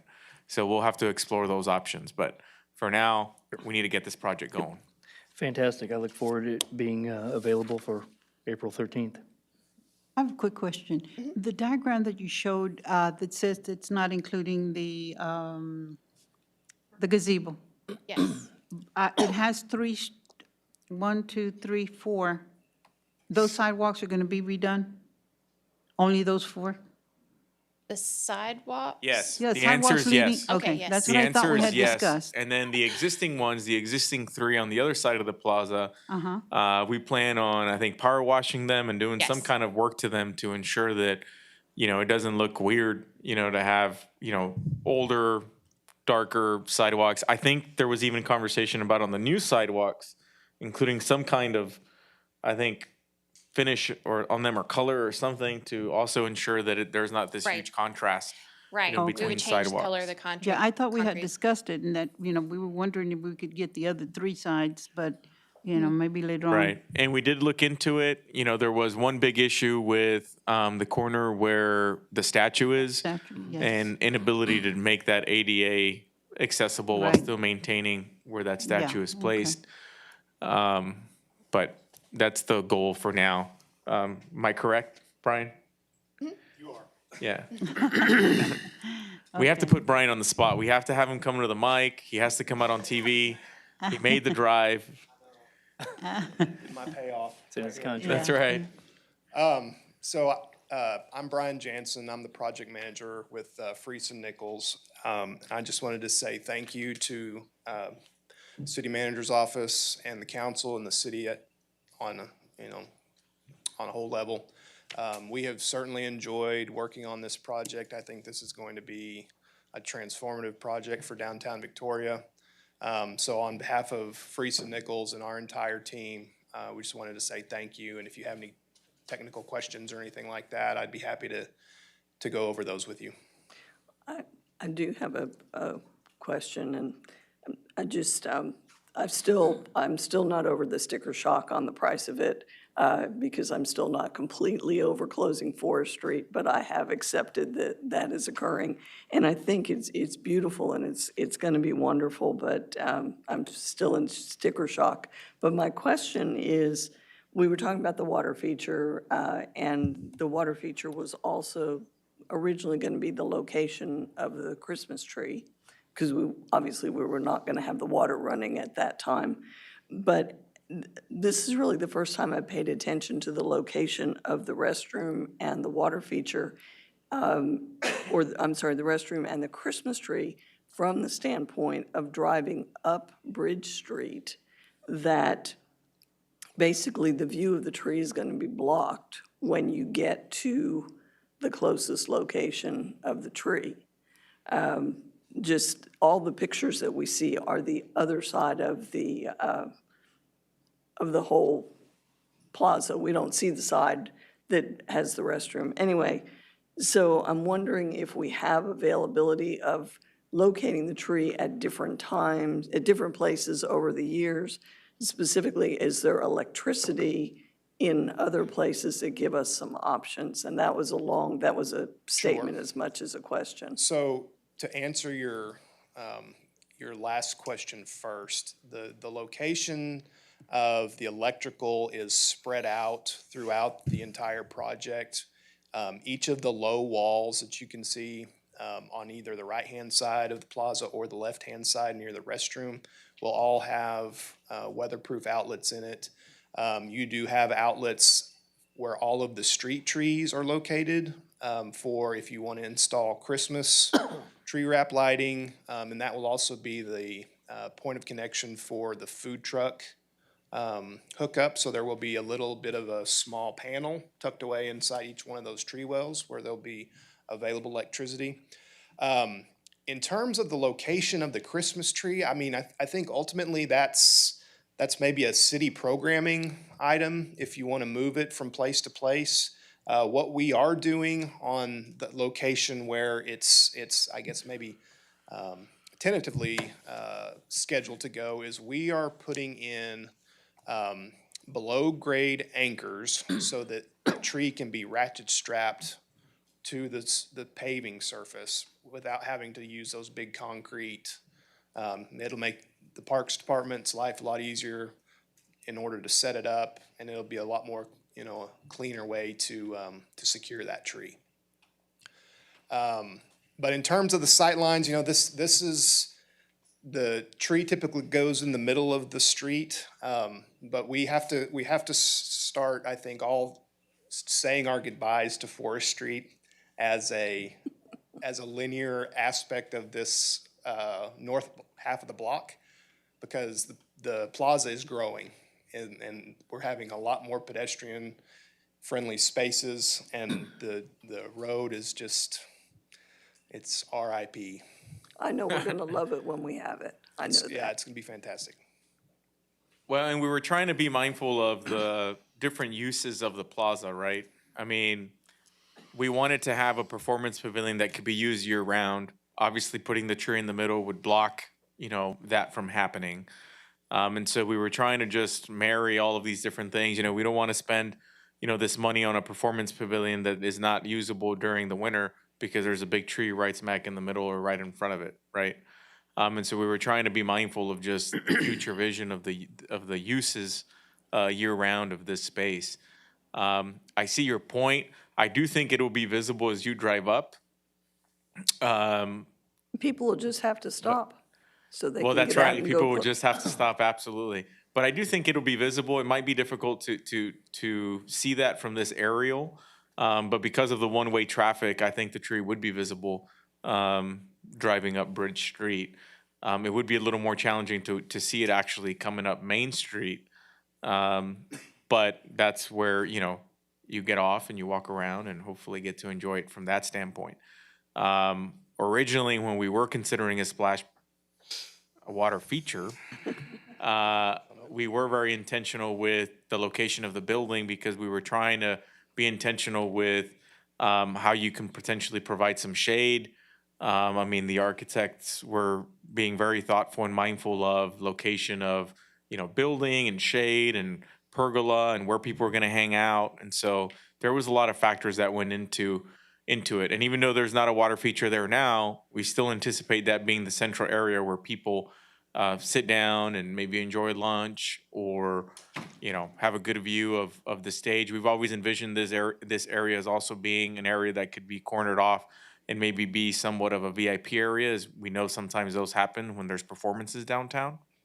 I know typically it's the other side, but we were thinking this area could also serve as that when the tree isn't there. So there was just a lot of different things that were thought about leading up to that. Scott, if the sticker price shocks you, it's just the cost of 9 unfunded mandate studies that we have to do. Okay? Or a sidewalk down Main Street that we didn't do. So, Dr. Young, I Times will 2. say that with respect to the water feature, I did have received feedback both in favor and against inclusion of that. But certainly with the price estimate that we received, I'm glad to see that we're looking at some maybe other alternatives, because I think that was just a little more than we had bargained for. Yep, absolutely. And time is of the essence, obviously, in this project. And so I appreciate Freese and Nichols and appreciate Lager and look forward to a transformative aspect to downtown. I do have to add on the water feature, anytime that when we started looking at it, and even though it's not on the table right now, I appreciated the fact that we were looking at recirculating and not flow through, because we are in South Texas where water is a precious commodity. Yeah, and that essentially doubled the price of our project by going that Exactly. route. The return on the water savings and the perception that you're being good stewards with the water and all of that stuff, we couldn't make it work out that it was worth that price tag. Are there any further questions? All right, at this time, you want me to wait for Motion to Ms. approve Solis? item E5. We have enough. Okay, we have a motion. Do we have a second? I'll second. Thank you. I've already said I've got sticker shock. I'm not quite But you sure I'm always ready to say second. It's going to be hard enough to say aye. Ms. Elise, we have a motion and a second on the table. All those in favor of E5, say aye. Aye. Aye. All those opposed, same sign. Thank you. Motion passes. Thank you. Thank you, Dr. Young.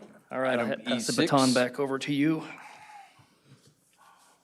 Item E6 is a resolution appointing a nominee to be considered by the Victoria Central Appraisal District Board of Directors to fill the vacancy on the board. I'm going to take this one. On May 24th, I received a letter. It was signed by the Vice Chairman, Board of Directors of the Central Appraisal District. She informed us that there's a vacancy, signed Mrs. Scott. But there's a vacancy on the board, and because that vacancy was created by a gentleman resigning from the board and not from a recall petition or recall resolution, although we didn't vote for that position, are required to nominate someone to fill that position. Those nominations, or whoever we select, will go to the CAD board, and those remaining 4 members on the board will vote on the replacement based on the nominations from the taxing entities. So we have a resolution in front of us, E6, with a blank in it that we need to fill out a name. And I was going to throw one out there. Mr. Rick Jones, newly elected VISD school board member. I've spoken with him. He'd be willing to accept our nomination should we choose to fill his name out on this resolution. So I nominate Mr. Rick Jones. Are there any other nominations? No. I guess I'm not sure I should say much. I'm on the board. This is an odd type of an appointment. First of all, we're not required to give a name at all. We have the opportunity, as do all of the taxing entities, because the letter that I sent the same letter to each of the taxing entities, and so each of them will give some proposed names. I just had thought in terms of somebody representing an entity, perhaps having more experience in being on that particular board. On the other side of it, this particular position is only filled through December. And then we go through the normal process that we're familiar with of casting votes. So, and I don't have an alternate name. I didn't think it was really appropriate for me to come up with one, especially in case they don't get elected. Well, I certainly like the fact that Mr. Jones does serve as an elected official. I think, obviously Ms. Scott serves on that board, and I think it's, from my standpoint, it's important that the entities put people on that board who are elected officials rather than third parties, and so I certainly appreciate that about the nominee. I have no objection to Mr. Jones. I won't do Mr. Lofgren since he's not here. Besides, they're part of the taxing entity, so they need. They are. This would be the sole school board member that would be, if he was so chosen by the CAD board, who may not even decide to appoint anybody. That's right. So do we need to do ballots, or you need a motion, or?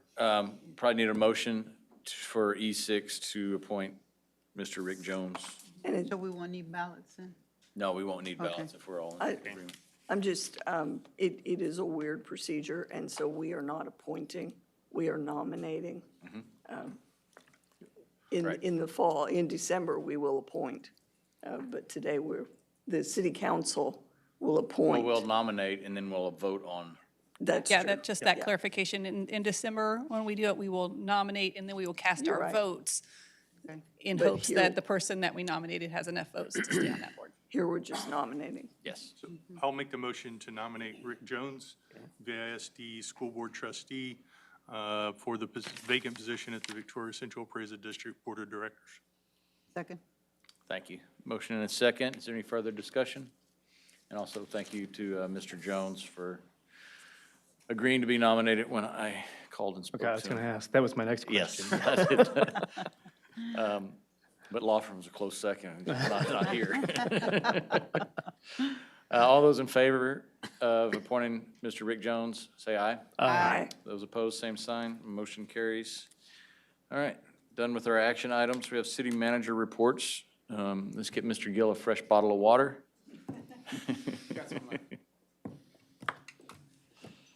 It's his birthday tomorrow, by the way. Yes. Oh, really? June's a good month. Yeah. Middle, birthday. 19th, Yeah. 20, 21, those are good days, right? So happy birthday to you. Thank you. The floor is yours. All right. Here, you must wear this. Yeah.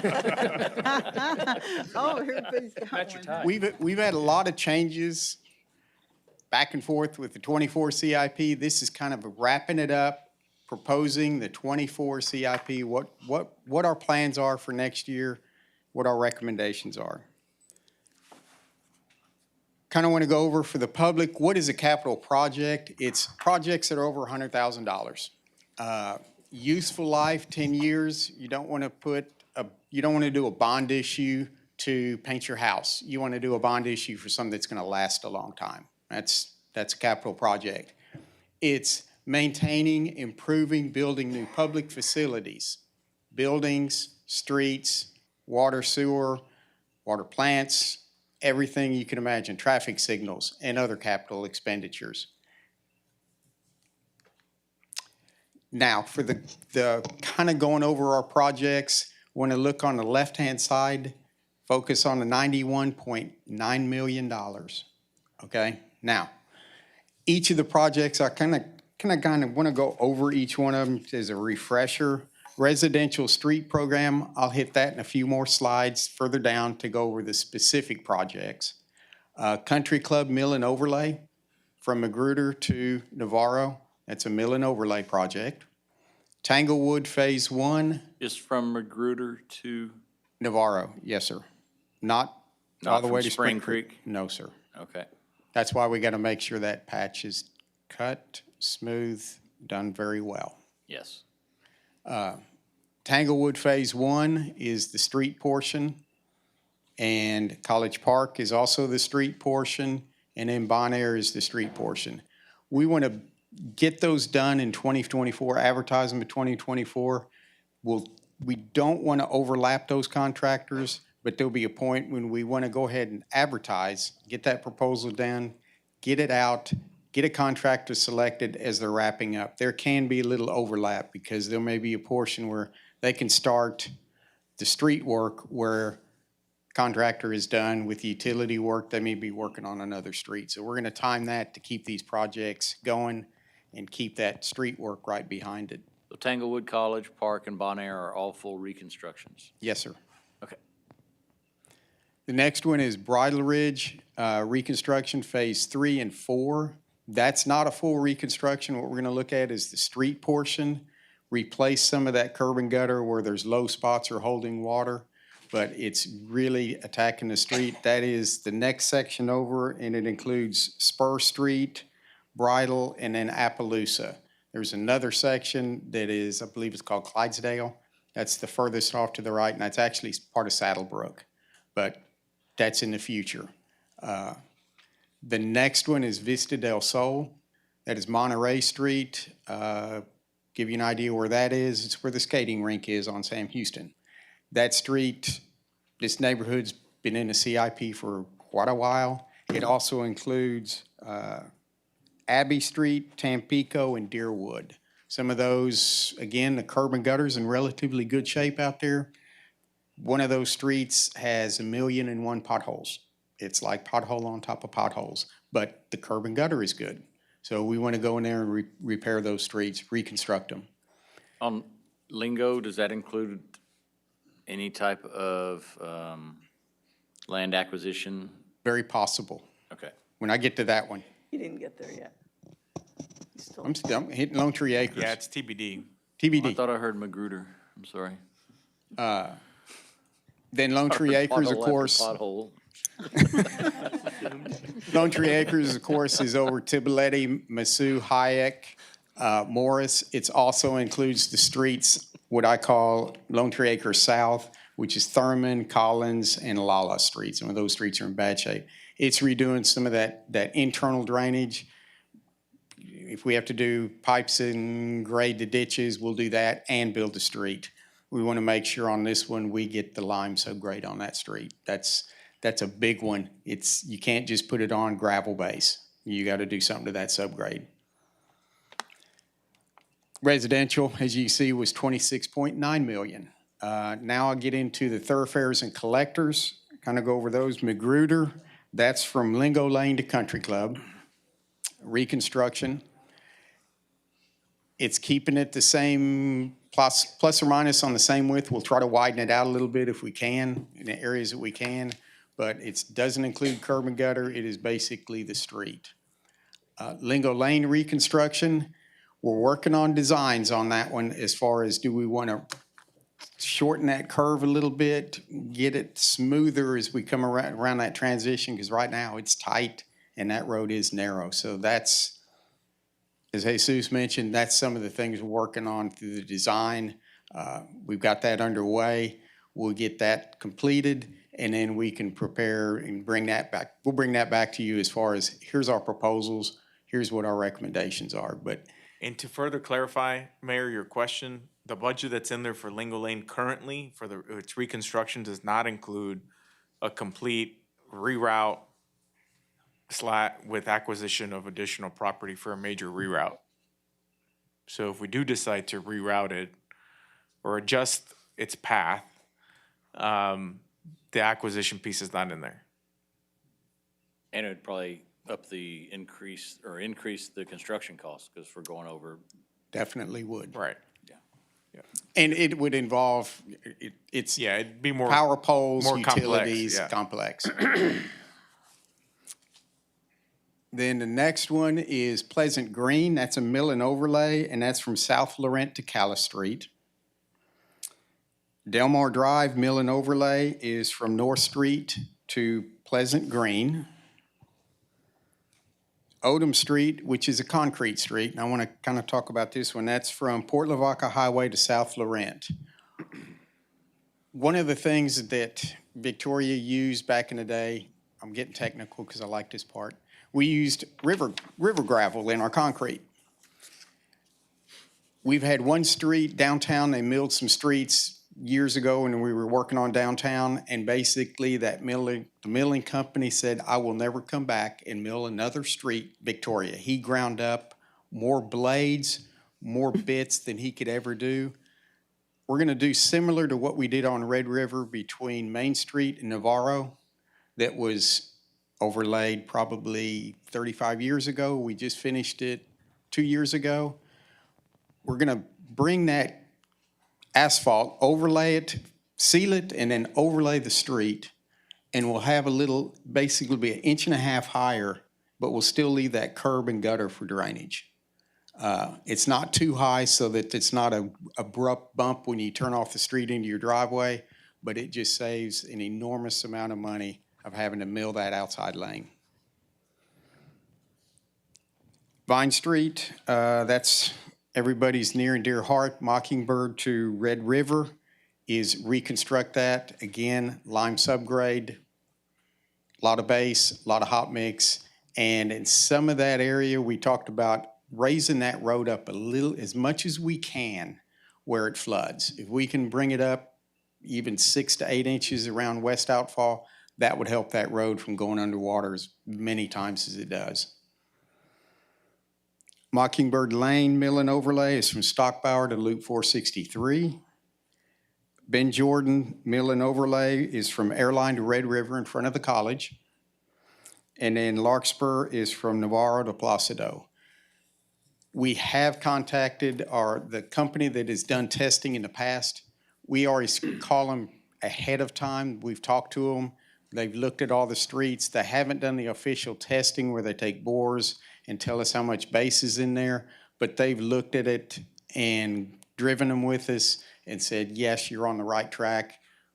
We're 85% sure you can do this. They'll identify some areas of how we do some point repairs and things, but we have conferred with them ahead of this to make sure we're following the cost optimization program and that what process we're looking at can be done.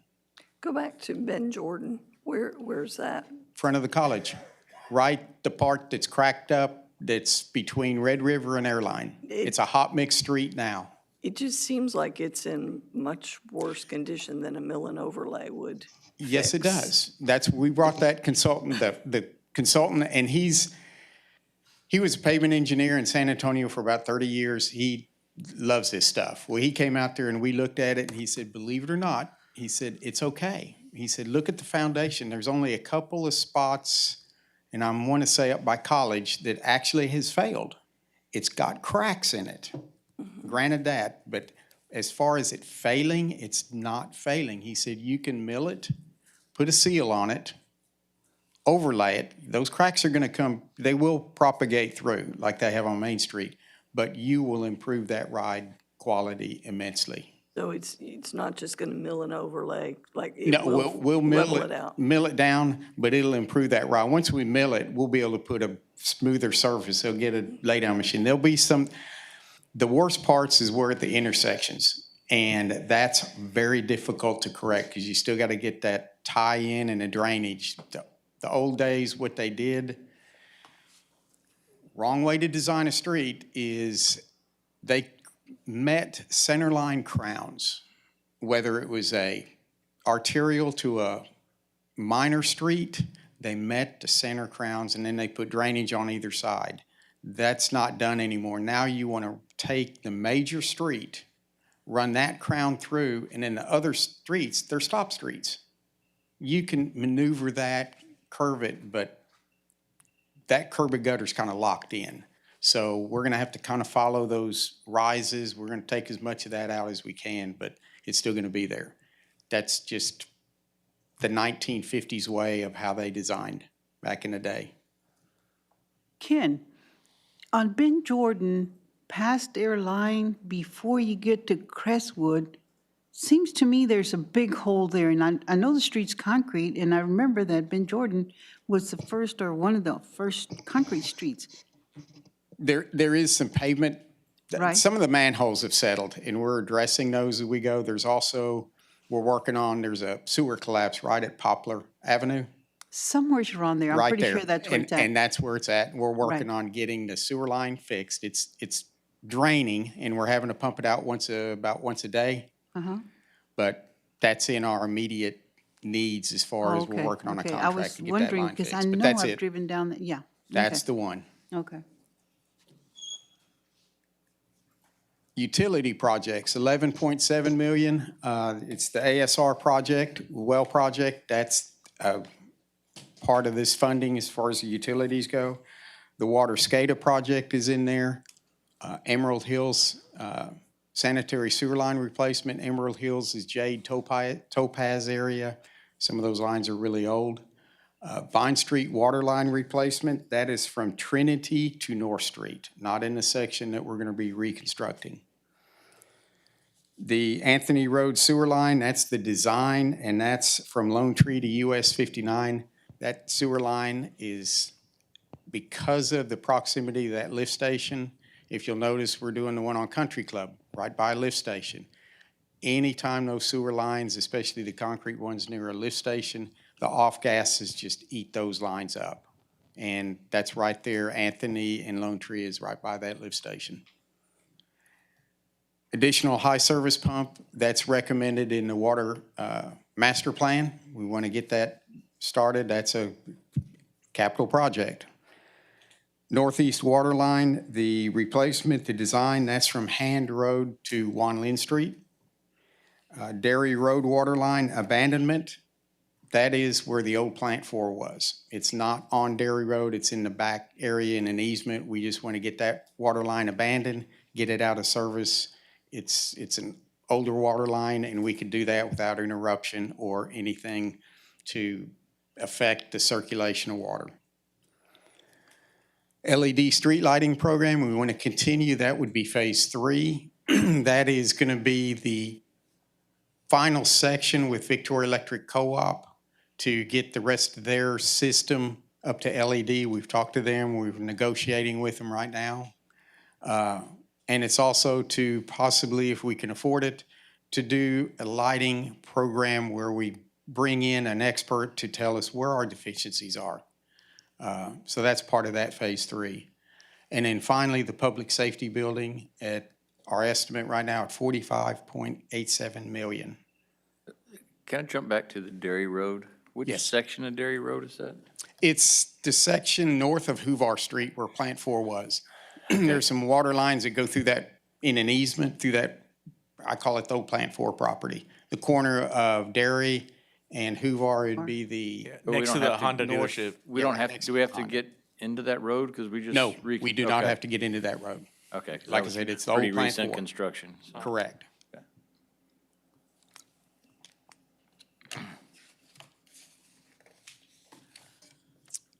Next slide. Gilbert put this together.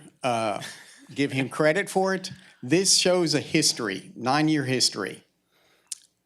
If you'll see, look at the jump we're doing in 2024. That's huge. It's the largest ever one-year capital program.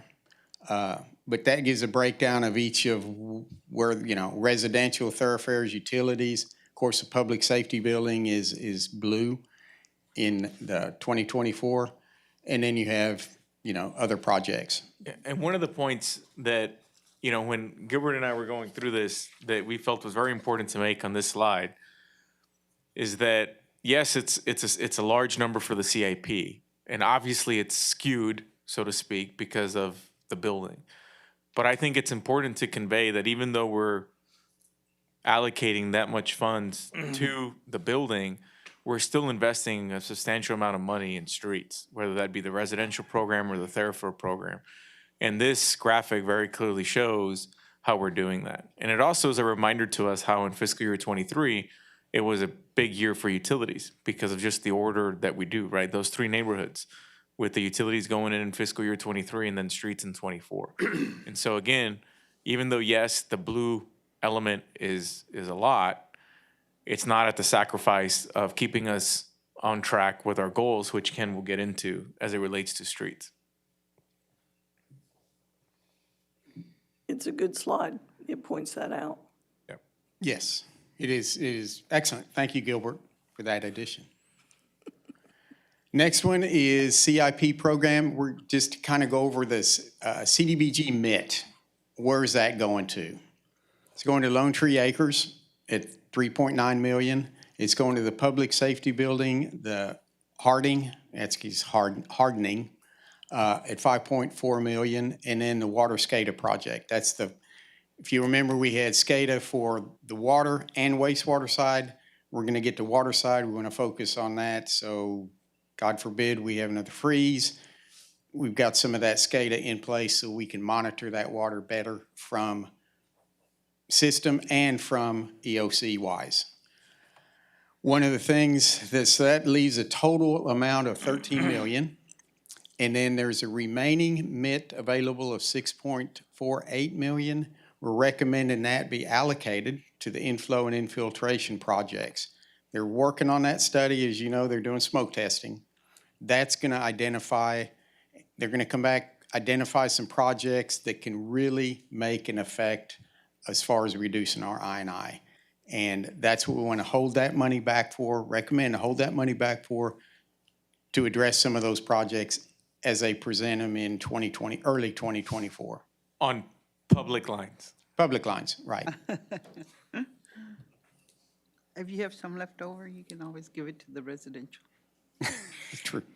I want to kind of go, now I'm going to talk a little bit about the streets. We've got, again, as Jesus mentioned, we're still focusing on streets in 2024. We're doing 19 miles of residential. As you can see, the overall map where they're at, and then 5 miles of thoroughfares and collectors. This is the residential portion that of the 3.363 million. We were able to increase that a little bit and get more streets in because of the reduction of the sidewalk. Not doing the sidewalk project allowed us to add some more money into this residential part. Below in the highlight, it was moved to 2025. And also because of the change order that you approved earlier in the meeting. Correct, right, that's right. Which moved some streets originally on the schedule for 24 to 23. And if you'll notice, some of these are seals still that we didn't get to this year, and we're going to plan to do anyway in 24. A lot of them are reconstruction, and then we've got some reclaim seals. We're using a mix of every tool available, keeping the cost down, but still rebuilding that street.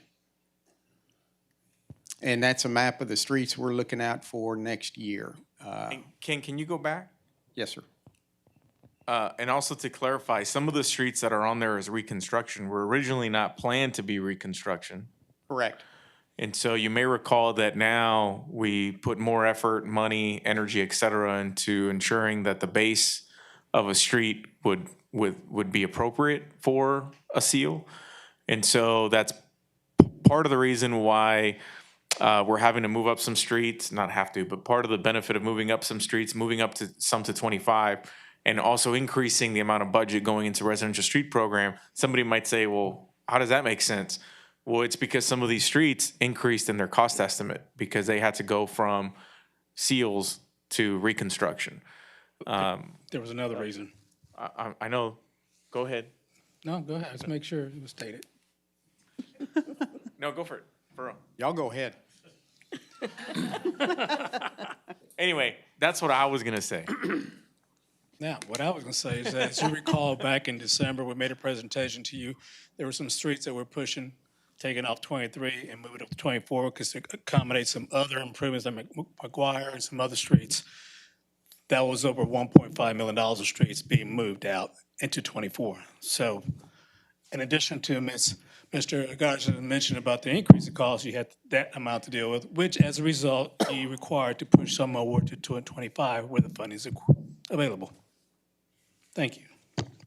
I'd like to point out that there's a tremendous amount of streets and utilities done in districts 1 and 2, which makes me very happy. Yes. And they're kind of spread out. As you can see, they're a little bit of everywhere. So, Mr. Garza, are we keeping up with the number of miles you want to do each year? He's got a Wait, slide on that. I got a Oh, cool I slide knew on it. that. I got a cool slide. All right, there's the map of the projects that for residential for 2024. Paving the way to the goal. Here's your answer to your There's the question. answer. This Okay. slide was you use developed that by title. Avery, so I take no credit in this. Goal was 112 miles. We've talked about that goal. There's the street. It's only missing music. 2022, we did 18 miles. 23, Yeah, Ken We're up would to- not have had done. I would not have done this. There's no way. We're up to 40 miles. 2024, that's our big jump. We go to 64 miles.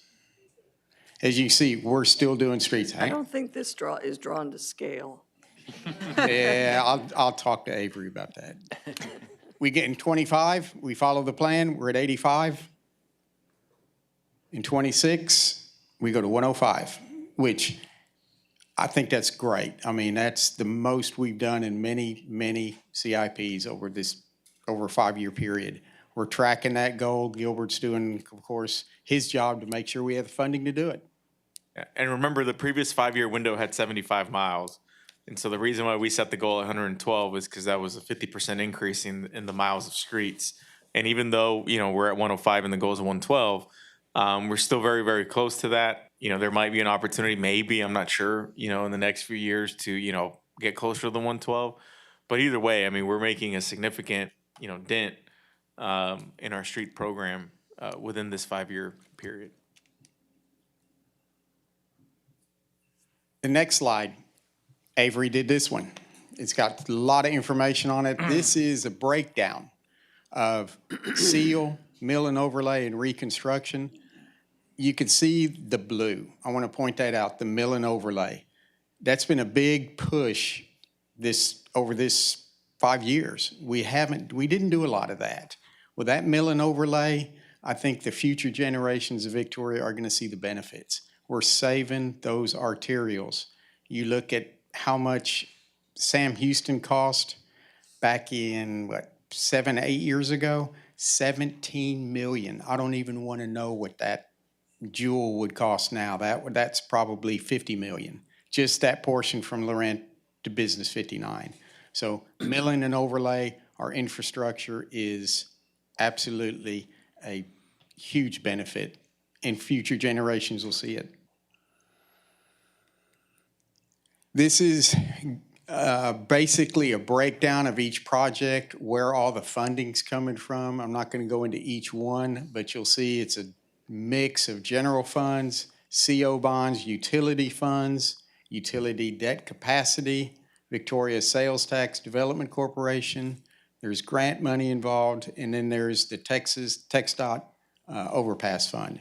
We're still using, I think we're wrapping up that one, but it's out there. And I'll just go through, each project is defined in here. You can look at those later if you got any questions. Go that. And here's the next slide. This is the funding for the public safety building. As you can see, we estimate at 45.88. It's drawing funds from everywhere. Gilbert's pulled everything he can pull. It's got 2, 4, 6, it's actually 8 funding areas that are in here. One of the things that you want to point out is sales tax. It's an annual budget allocation. So each year they'll budget that allocation in for the $10 million. But as you can see, it's a match of everything from TxDOT funds to even a little bit of the Hurricane Harvey. And if you got any questions on this one, you can ask Gilbert or Jesus on that one. That's their expertise. Well, both Gilbert and I looked at each other, and now I don't know what he was thinking or what. Yeah. So what I'm going to say might be different than what you're going to say, but feel free to add on. I just want to make sure that it's clear that the blue portion for CO bonds, to be very specific, is inclusive as it describes there. Some allocation coming from the Sales Tax Development Corporation, which we've discussed with them, in essence being that $10 million. And so, but obviously we would leverage the debt, or issue the debt, I should say. And so technically, the portion of the CO debt that would be backed by property tax revenue is really less minus and subtract the sales tax development piece out of that. And so I just want to be clear on that, because I know one of the things that we've discussed, through these conversations is, well, how much debt is being issued, on this project? And with it being, over $40 million, I think it's also a good story to convey that technically, roughly half of that, I'm oversimplifying, but, that roughly half of that is being backed by property tax issued debt. So I just wanted to make that comment. Feel free to add. Okay, thank you. Thank you. We do plan, I'm sorry, go ahead. No, go ahead. We do plan on, received a really good suggestion from Councilman Crocker on putting together an FAQ document. I think it was you. I'll take credit, sure. Okay, yeah. And if it was somebody else, I apologize. But we are working on putting together an FAQ one-pager on the Public Safety Headquarter building, because we do expect, a lot of questions as this begins to be talked about more, in a public setting. Questions such as, where is the money coming from, as an example? Is this going to impact, my property taxes? Why is this money being spent on a building and not on salaries, right? I mean, we expect a lot of different questions, stemming from, this project being built, since we don't do this every day. And so we do plan on putting together an FAQ document. You may recall that we put together, a little flyer every year going into the budget. And so a full page of that, flyer will be the one-pager FAQ for this building, since it is such a big part of next year's budget. And so we are working on that. Last slide, guys. Last slide, and ladies. Wrap up. Projects based on we're going to get these out, best value approach. We want to prepare some of these proposals in similar method, like if we're doing mill and overlays, don't just do one at a time. Let's put them together. Let's attract. We'll get a contractor out of Houston, San Antonio, Corpus that's what they specialize, mill and overlays. We know, Lone Star is coming to Victoria, Texas. They're from San Antonio. They are very well qualified. Put some of these projects together. It helps us as far as proposals, but it also will attract some of the bigger contractors. In-house design, we're in the process of hiring another EIT. We want to continue to improve our in-house design as well as construction management. That's a big part of an engineer with the city, is not only designing, but they got to get out there and answer questions, discuss with the contractor, find out new innovative ways to save money. Good example, Avery's EIT. He was a big part and a major design engineer for the Spring Creek. He did a great job, and he's walking through that with the contractor, asking questions. If they have problems, he's out there. That's the end of the CIP for 2024 proposed. Any questions? Thank you. Thank Very you. informative. Happy birthday. Happy birthday. Tomorrow. Tomorrow. Tomorrow, yes. Yeah. I'll be 47. I think he's dyslexic. It's like, you don't look good for 47. Just like I don't look good for 30. Mr. Novosad.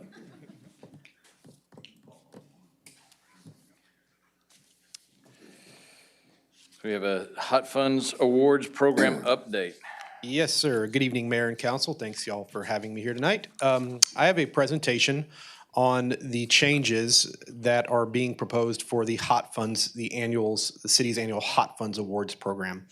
And I will just, many of y'all know this, but for the knowledge of the viewing public, HOT stands for Hotel Occupancy Tax. All hotel rooms in Victoria are assessed a 13% tax, 6% of that going to the state, and 7% of that going to the city. Per state law, hot funds can only be used to promote tourism in the city, and the Victoria City Council determines how much to allot in the program each year. So when I say it can only be used for tourism, what does that mean? Well, the state law actually outlines several ways that can be used. Convention centers and visitor information centers, such as the one that the CVB operates at 700 Main Center. Expenses related to conventions and meetings. Advertising, solicitation, and promotions. Promotion of the arts, things like paying for live music acts, special artists, guest dancers, those sort of things. Historical restoration and preservation. Sporting event expenses. Directional signage, such as our wayfinding sign program, the Street of 10 Friends sign, et cetera. And then transportation of tourists, referring to any kind of shuttle bus transportation, things like that. And I will say that when it comes to our Hot Funds Awards program, the majority of our applicants and awardees are either in the promotion of the arts or the sporting event expenses. We also do have a few to historical restoration and preservation, the expenses related to conventions and meetings. And advertising as well. We very rarely, if never, see anything related to convention centers, directional signs, those sort of things. So it's those two are the big one, and then we do have occasionally a few applicants from the others. So just some terminology for the rest of my presentation. The Hot Funds Awards Subcommittee, that's comprised of our Tourism Advisory Board members that are not applying for hot funds. We reach out to them before the formation of any meetings, ask who is applying for hot funds, who isn't, and then that subcommittee is appointed by our board chair, who currently is Sue Prudhomme of the Museum of the Coastal Bend. Application is any documentation that the outside organization submits for consideration for an award. A post-event report, so that is the documentation that they submit after their event. Our program only reimburses. We only pay in arrears. We don't give money up front before their event. And that's in the case of they don't have their event, or they don't turn in a post-event report, or their event doesn't produce any hotel rooms, which occasionally does happen.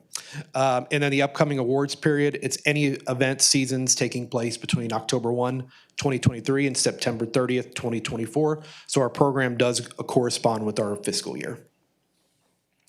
Currently, this is how the schedule of the program is slated. April 5th, our Hot Funds Hot Funds Awards Subcommittee met for several hours to discuss different approaches. And the one that they came to a consensus on is what I'll be presenting tonight. June 2023, to communicate with potential applicants, let them know about the upcoming workshops and that the application period will be opening. It is open through the entire month of July. We do have 4 in-person application workshops. 2 of those will be in the afternoon, 2 of those in the evening for convenience. And at least attending at least one of the workshops does count toward the scoring process for the applicant. August 1st, 2023, at the regular city council meeting, council will approve the allotment to the awards program. For the last several years, that has sat at $135,000 total. August 2nd through 9th, reviewing and scoring of applicants. August 10th, that date is subject to change. It just depends on the availability of our subcommittee members, but it'll be around that time. August 18th, it will be an awards appeal form. Last year, we didn't get any appeals on awards, so everybody was pretty satisfied in that sense. But in September 5th, City Council awarding resolution or considers a resolution awarding funds. Ideally, that would be at that meeting. It could be at a second meeting in September, ideally just before the October 1st new fiscal year, which is when, we would work with legal to get the contracts out to all the awardees, signifying the program is now up and running. So who forms our subcommittee? We have a great group of folks. We have James Weirden, owner of Inn on Main, represents lodging on our tourism advisory board. Raj Panchal of the Comfort Inn and Suites, and Brenda Guajardo of the Courtyard Marriott. And I would like to add those 3 have served for quite some time in different capacities with Hot Funds Awards. They're actually originally part of the ad hoc Hot Funds Awards committee that would be put together every year. Before we had a tourism advisory board, it'd be that group of folks that council would appoint, and all 3 of them served in that capacity. Rosanna Frisch, who is at Victoria Mall, and she served on the Hot Funds Awards Subcommittee last year. And then 2 new board members, Brian Keith and John Ann Welch, had great contributions to that workshop, just appointed in January. So we do have a good solid group. That's about half of our board. We have a 13-member board. So half of the board is intending to apply for hot funds, and almost a whole half is not. So that was a good solid group we had for our subcommittee. So application, what does it usually comprise of? Completed application form, an event budget, and then just highlighting where hot funds will be applied, and then providing some kind of documentation for how their hotel room nights were generated. We only accept one type of documentation. Now, there are different types that we accept. And different events use different ways to do it. You know, some events will use guest book entries. Those are great if it's an attraction that's open many days throughout the year. Some events can use check-in forms. Those are really handy, especially if you're a sporting event. Somebody comes, they have to say, hey, I'm a golfer, I'm here, I'm checking in, and you can ask them at that point, are you staying in a hotel? Which one are you staying at? How many nights? Or you can use special rates. That's really great for leisure events. Where it's really hard maybe to get surveys and check-ins, but if somebody's coming for a music festival, they can say, hey, I'm coming in for this music festival. I heard this hotel has a special rate.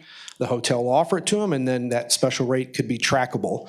Now, we, like I said, only accept one method of documentation, because if you accepted a hotel special rate report as well as a check-in form, there could be a chance that there's overlapping and duplication of numbers, but we do allow multiple methods.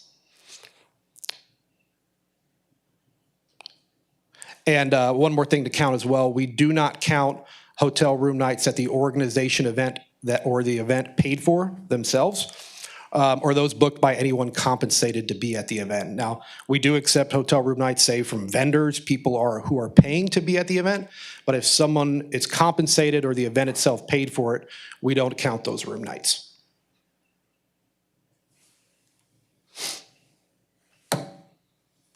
Oh, James, I did the wrong thing, sorry. So how do we score applicants? Even distribution of available funds based on the applicants achieving 4 markers. This is how we currently do it.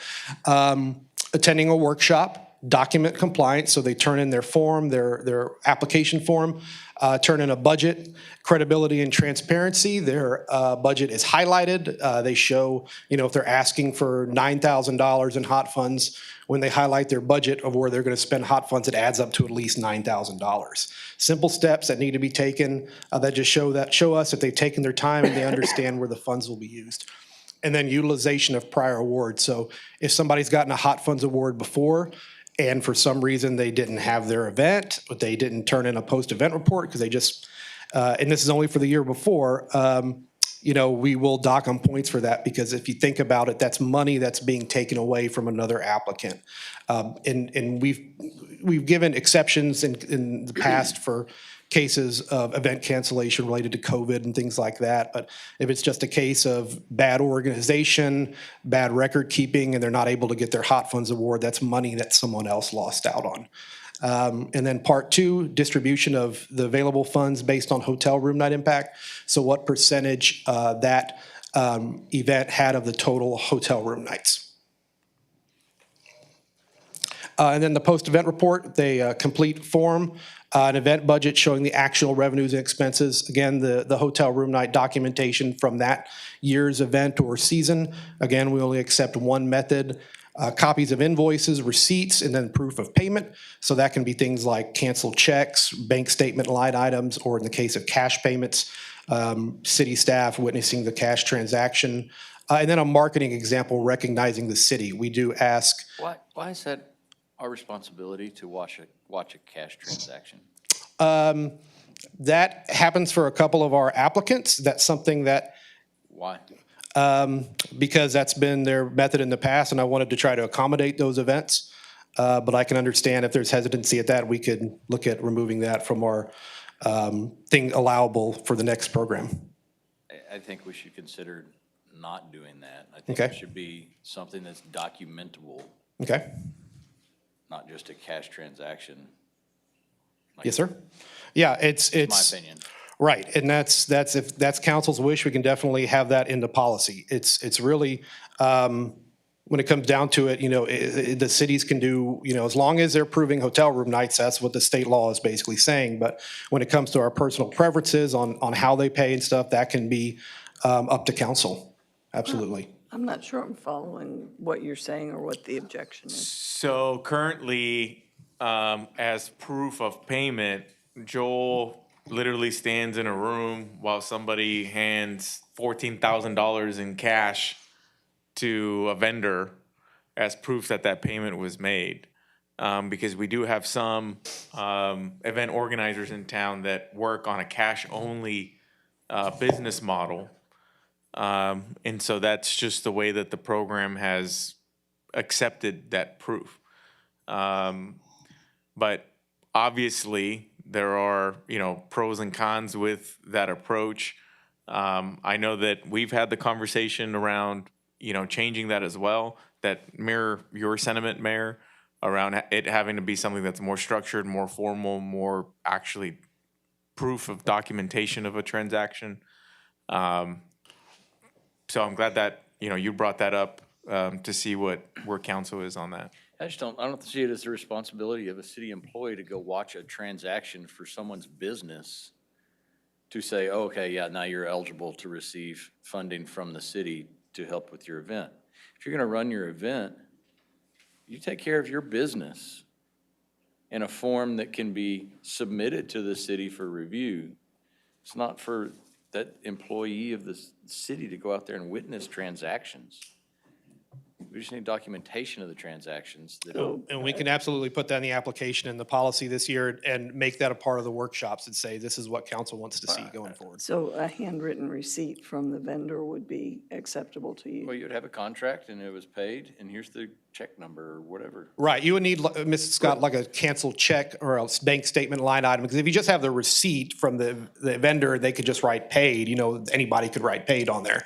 There maybe need to be a further step of verification that invoice was actually paid. So whether it's a canceled check, bank statement, line item, et cetera, and that's something that we can implement going forward, absolutely. So you'd basically be saying that you're not gonna honor a cash transaction, Yeah, that you want it to be basically. documented with a check? I'm worried about using public funds in a cash-only business with no traceability and no accountability for the public funds that are collected and distributed to an event. How could you ever go audit that if someone came and said, oh, we need to go back and audit the hot funds? And I guess that's why the city's been witnessing it for that reason. But is that Yeah. really the role of the city to go witness transactions so that later you can go find them and say, hey, we're doing an audit. Did you, can you write an affidavit that you saw this? There's just no way to go back and, I didn't understand the yeah. question. I just I'm don't think trying to there's a good grasp it. audit trail for public funds if it's only on a cash basis. Mm-hmm. I think opens it up to abuse. I'm not saying anybody's abusing it, I'm just saying I don't like there's not a good trail. Well, excuse me. Well, absolutely, Mayor. We can make, if the council wishes, we can make that part of the policy, is that it needs to be something recordable with no cash transactions, basically.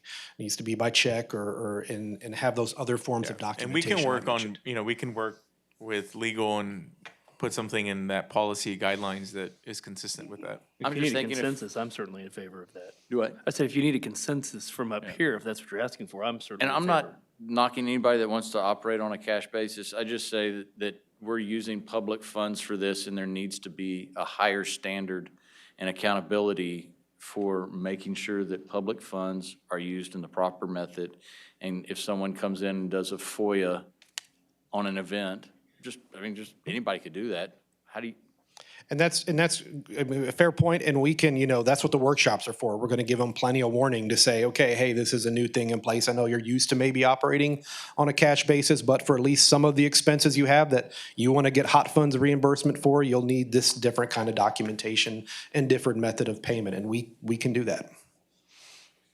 Yeah, I'm in support of that. I agree. Okay. And then moving on, the marketing example, recognizing the city, so some sort of flyer, Facebook post, recognizing the city of Victoria, Explore Victoria, Texas. And then the awardees, I mentioned that earlier, that they're paid after their event. So notes on the current system, big downfall of it is usually no applicant gets turned down. There's no requirement to prove room nights for the event season prior to application. It does help in the calculation and your requested award. But we had a record of 27 awardees last year. Usually when the program was under legal, have maybe 15 or so applicants. I do think that's credited to the CVB being a more outwardly facing organization and just through operations of our business, coming into contact with new events, different event organizers, and you see the impact of that with the median award amount dropping several $1,000s. So when we met on April 5th, the plan that the subcommittee came to a consensus on is as follows. And again, I'm presenting this for y'all for saying this was the subcommittee's recommendation. At the end of the day, this is council's decision on how this program should be structured and how we should work the percentages or whatnot. And I conferred with Justin Bergil of THLA, and we are allowed to kind of split the funding based on different kinds of categories and different kinds of applicants. So group one would be one-time events, sports events, things happening on a limited timeline for several days in the community. The 70% of the available funding, say it's $135,000 again, would go to this group. It can be a nonprofit or a for-profit. They must be able to prove room nights for the most recent event prior to the application period. Now, that is a change that the subcommittee wanted to see. You have to prove room nights for the year before. If you're a brand new event and you've never had hotel room nights before, or you're an event that's been going on for a while and you've never tracked room nights, well, get with the CVB. We can help you track room nights, and next year you can apply.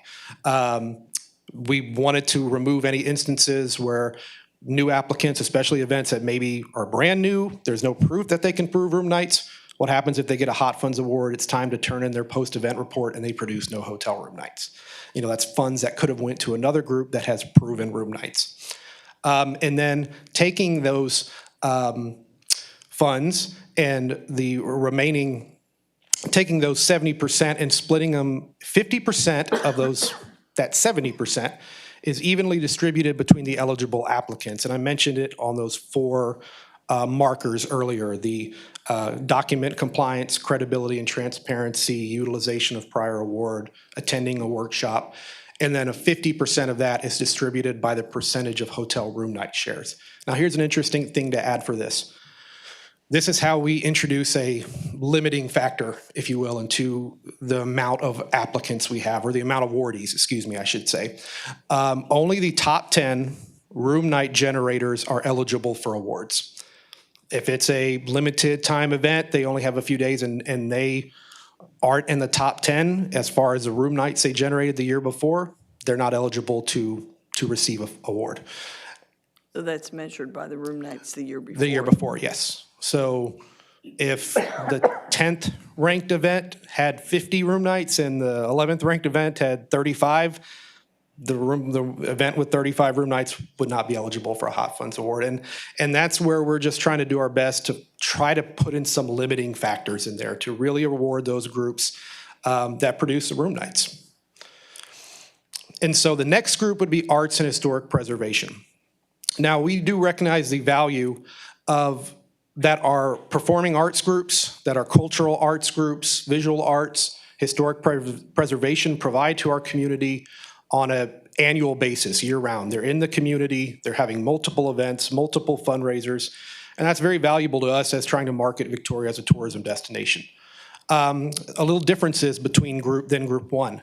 Again, 30% of that available funding, so say $135,000 would be available to this group of people. Some changes. They must be a registered nonprofit. They must be an organization whose primary goal is to advance the arts or historic preservation promotion. So it can't be an organization that their primary goal, their year-round goal is not really to advance arts and culture. They just happen to be applying for Hot Funds and they're using the money to pay for a musical artist or something like that. It's that this organization in and of themselves is an arts and historic preservation organization. They must have a minimum of 2 events or exhibits or operate on a continual basis. They must be able to approve room nights for the most recent season, but there's no minimum, there's no ranking or anything like that. These more stringent requirements that I'm mentioning, that's the limiting factor, that it must be a nonprofit, that they must have a minimum of several events. And then, like with Group 1, the 50% is evenly distributed between eligible applicants, and then the 50% is distributed by the percentage share of room nights. I'm sorry, I hit the wrong one again. And then advantages of that, applies the limits in both methods, the Group 1 and Group 2, to the amount of applicants and the awardees. The awardees have to have proven hotel room nights, but this method also still helps fund the arts and historic preservation groups, which historically have had fewer room nights, but are working here on a year-round basis, day in and day out. The city staff, also some additional changes that city staff has recommended. Any event that's part of a city-organized multi-sport event, like the TAF Winter Games, is ineligible to apply because the city is already expending hot funds to bring in TAF. And if you're a tournament organizer, say you're pickleball tournament organizer for TAF, you're getting that marketing boost from the city promoting TAF. We're already spending hot funds to bring it in here. And we don't want to engender jealousy between one TAF tournament organizer that got hot funds versus another one that didn't. That's a city staff recommended change, as well as a subcommittee recommended change is that room night tracking information, surveys and questionnaires can't be obtained earlier than the date of the event. Currently, we do accept documentation that when people say they buy a ticket for an event, there's a questionnaire that says, hey, are you staying in a hotel room? They'll select yes. The awardee can turn that in and prove that as room night documentation. Well, what's happening though is you think about it, somebody could be buying the ticket 4 months in advance. They say that they're staying in a hotel room. They come to Victoria and they don't stay in a hotel room. They drive back that night or they stay with friends and family. So this would be, if you have to capture that information either after the event or have a on-site survey. If somebody's coming into that venue, they bought a ticket and you said, hey, are you staying in a room night? They're more likely, if they're in Victoria that night, they probably have reserved a room. So that's probably more accurate information. And that's something that the subcommittee wanted to see. Again, these are all recommendations from the group. Again, it is up to council as far as the percentages and how we distribute those funds. And I'm welcome to take any questions or feedback now on the structure changes that the subcommittee is recommending. Can I look at Group 1 again? Sure.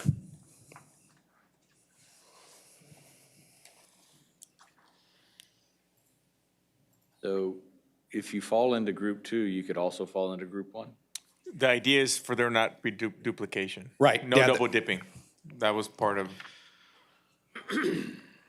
So it would be more beneficial for those that are applicable to apply for Group 2 to do so.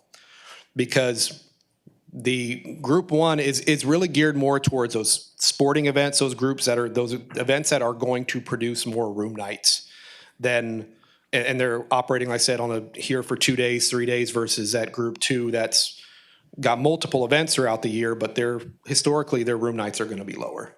So the applicant picks which group they're applying to? If it's appropriate, yes. Okay. Will you be providing them then with, here's the list of night generators? Mm-hmm.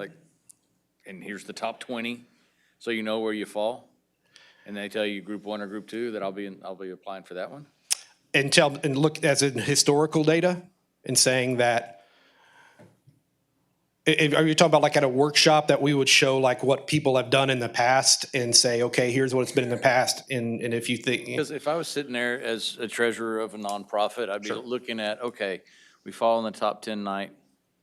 We were number 3 on the list. There's going to be 70% of this amount available. We're going to get,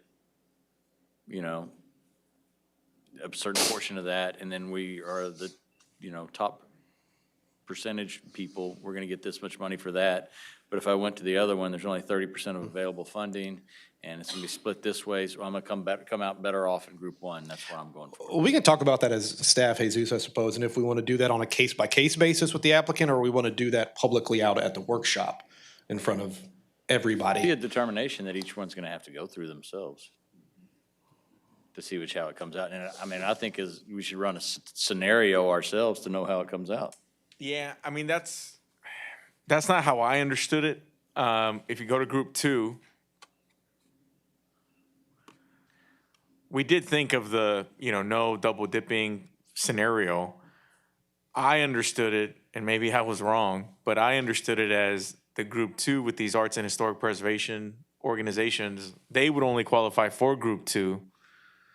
Right, we wouldn't give them the option. It'd be like, Right. you're this group, this is what you need to apply for.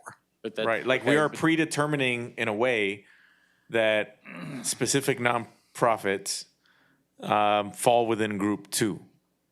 But what if they come out and say, but if I was in group 1, I'd get more money? Right, I understand that they would have that argument, but I think the intention was to intentionally have most of the money, 70% in this case, which that percentage can change, geared more towards the events that Joel was talking about. That was at least the subcommittee's thought process. I understand, around but it. if just reading through it, right, nonprofit or profit, doesn't matter. And that's true. And now we could have those consultations with those groups and say, you could do group 1, but you're based on your historic numbers, you're probably going to be out of the top 10. And then you get no money. And that's what they need to know. Yeah, right, exactly. And that's what we can absolutely tell them. What we need to decide, though, is if we want to predetermine that specific nonprofits, in this case, arts and historic preservation-oriented nonprofits, are only part of group 2, or if we want to give them the choice between group 2 and group 1. Because the way that I understood the intention of the subcommittee was for these nonprofits to only qualify for group 2, not group 1, was the way that I thought. And that's the way I had envisioned it as well in the group, is that. And so maybe we're just not structuring it or communicating it that way, but I think that was the intention. So I have a specific example of comparing the Victoria Symphony to the Victoria Bach Festival. Is the Bach Festival considered one event, even though it's multiple concerts? And no, they do have multiple events throughout the year they host as well. They also do host a conspirare That's at right. Christmas. Okay. Yes, so all of our arts and historic preservation where groups, they I do was have at seeing- least 2 events. Because I was seeing that they would only qualify to be in group 1, but you're right. Well, and I had the opposite question. So take the symphony or take the theater, and when they put on multiple events, do they get a cumulative versus comparing it to a one-time event, which is larger in scale, which brings in so many, but when you have 10 or 12 events throughout the course of the year, do they get to combine that and compete against the singular event? No, they don't get to have multiple applications, if you're thinking Well, for I'm just saying their per season. event. Yes. They're comparing their season When the- versus a singular event. So currently. Want to make sure that that's. Yeah, so currently, and you can correct me if I'm wrong, Joe, but currently, these organizations apply for an event or for a weekend. Well, yes, so the sports events, for instance, apply for an event, right? The arts organizations typically apply for a season, for the most part. Now, there is a difference. Victoria Ballet Theater, which usually just applies for the Nutcracker, but in this instance, that's another one where we can say, well, you have multiple events, so you would transition to this model, where you would be applying for your season, like the Symphony already does, and like Theater Victoria already does. And so that's how and even with all those aggregate of events, their hotel room nights are still typically not where some of these sports events are getting. It's just the nature of the programming and it's to what the realities are. Even when the hotel rooms are cumulative? Yes. Okay. It's just the nature of the reality of the events I and think how they that's where turn that out. historical knowledge becomes very valuable. Absolutely. in comparison. Yeah, I have no idea. I mean, as Jesus mentioned, we could give them that historical knowledge as a justification of why we're saying you have to be in this. Instead of giving them the option, we just say you have to be in this, and here's why, because we're trying to help you. Yeah, trying to protect. Yes, that's that why we're 30% telling you for y'all. need to be in this fine. because it's for your benefit. Yeah, it seems to me it's worth a try. Certainly, we've learned a lot over the years, and it seems to be refining it. But again, council, it's nothing to vote on tonight. If there wants to be more discussion about the percentages, I've got all kind of calculations I've worked up, but we did want to publicly present this, at least a general idea of the approach. And then the intricacies like the percentages and that stuff can still be discussed in the interim. Okay, but isn't it the subcommittee that ultimately decides who's going to get what, and we just vote on it? No, y'all ultimately decide. The subcommittee recommends and they'll go through the process, but they have no decision-making power. They'll sit in the workshops with me, we'll look through the applications, we'll do the scoring, we'll bring you all the recommended amounts, and if y'all wanted to up here, you could say, I don't like that, let's give $2,000 more to that one than that, and that's y'all's power. The subcommittee has no voting power.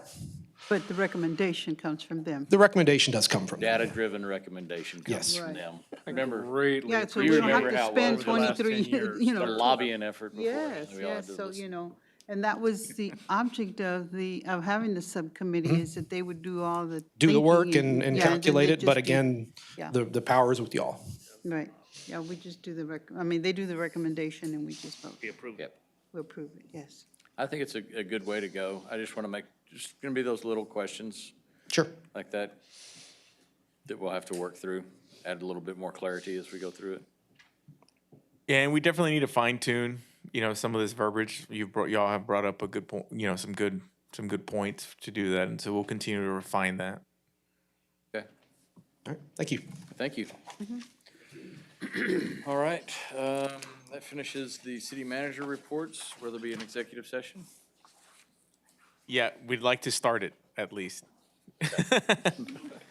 All right, so at this time, we will adjourn to an executive session, and we do not plan on returning for any votes, and we're going to take a 10-minute recess too.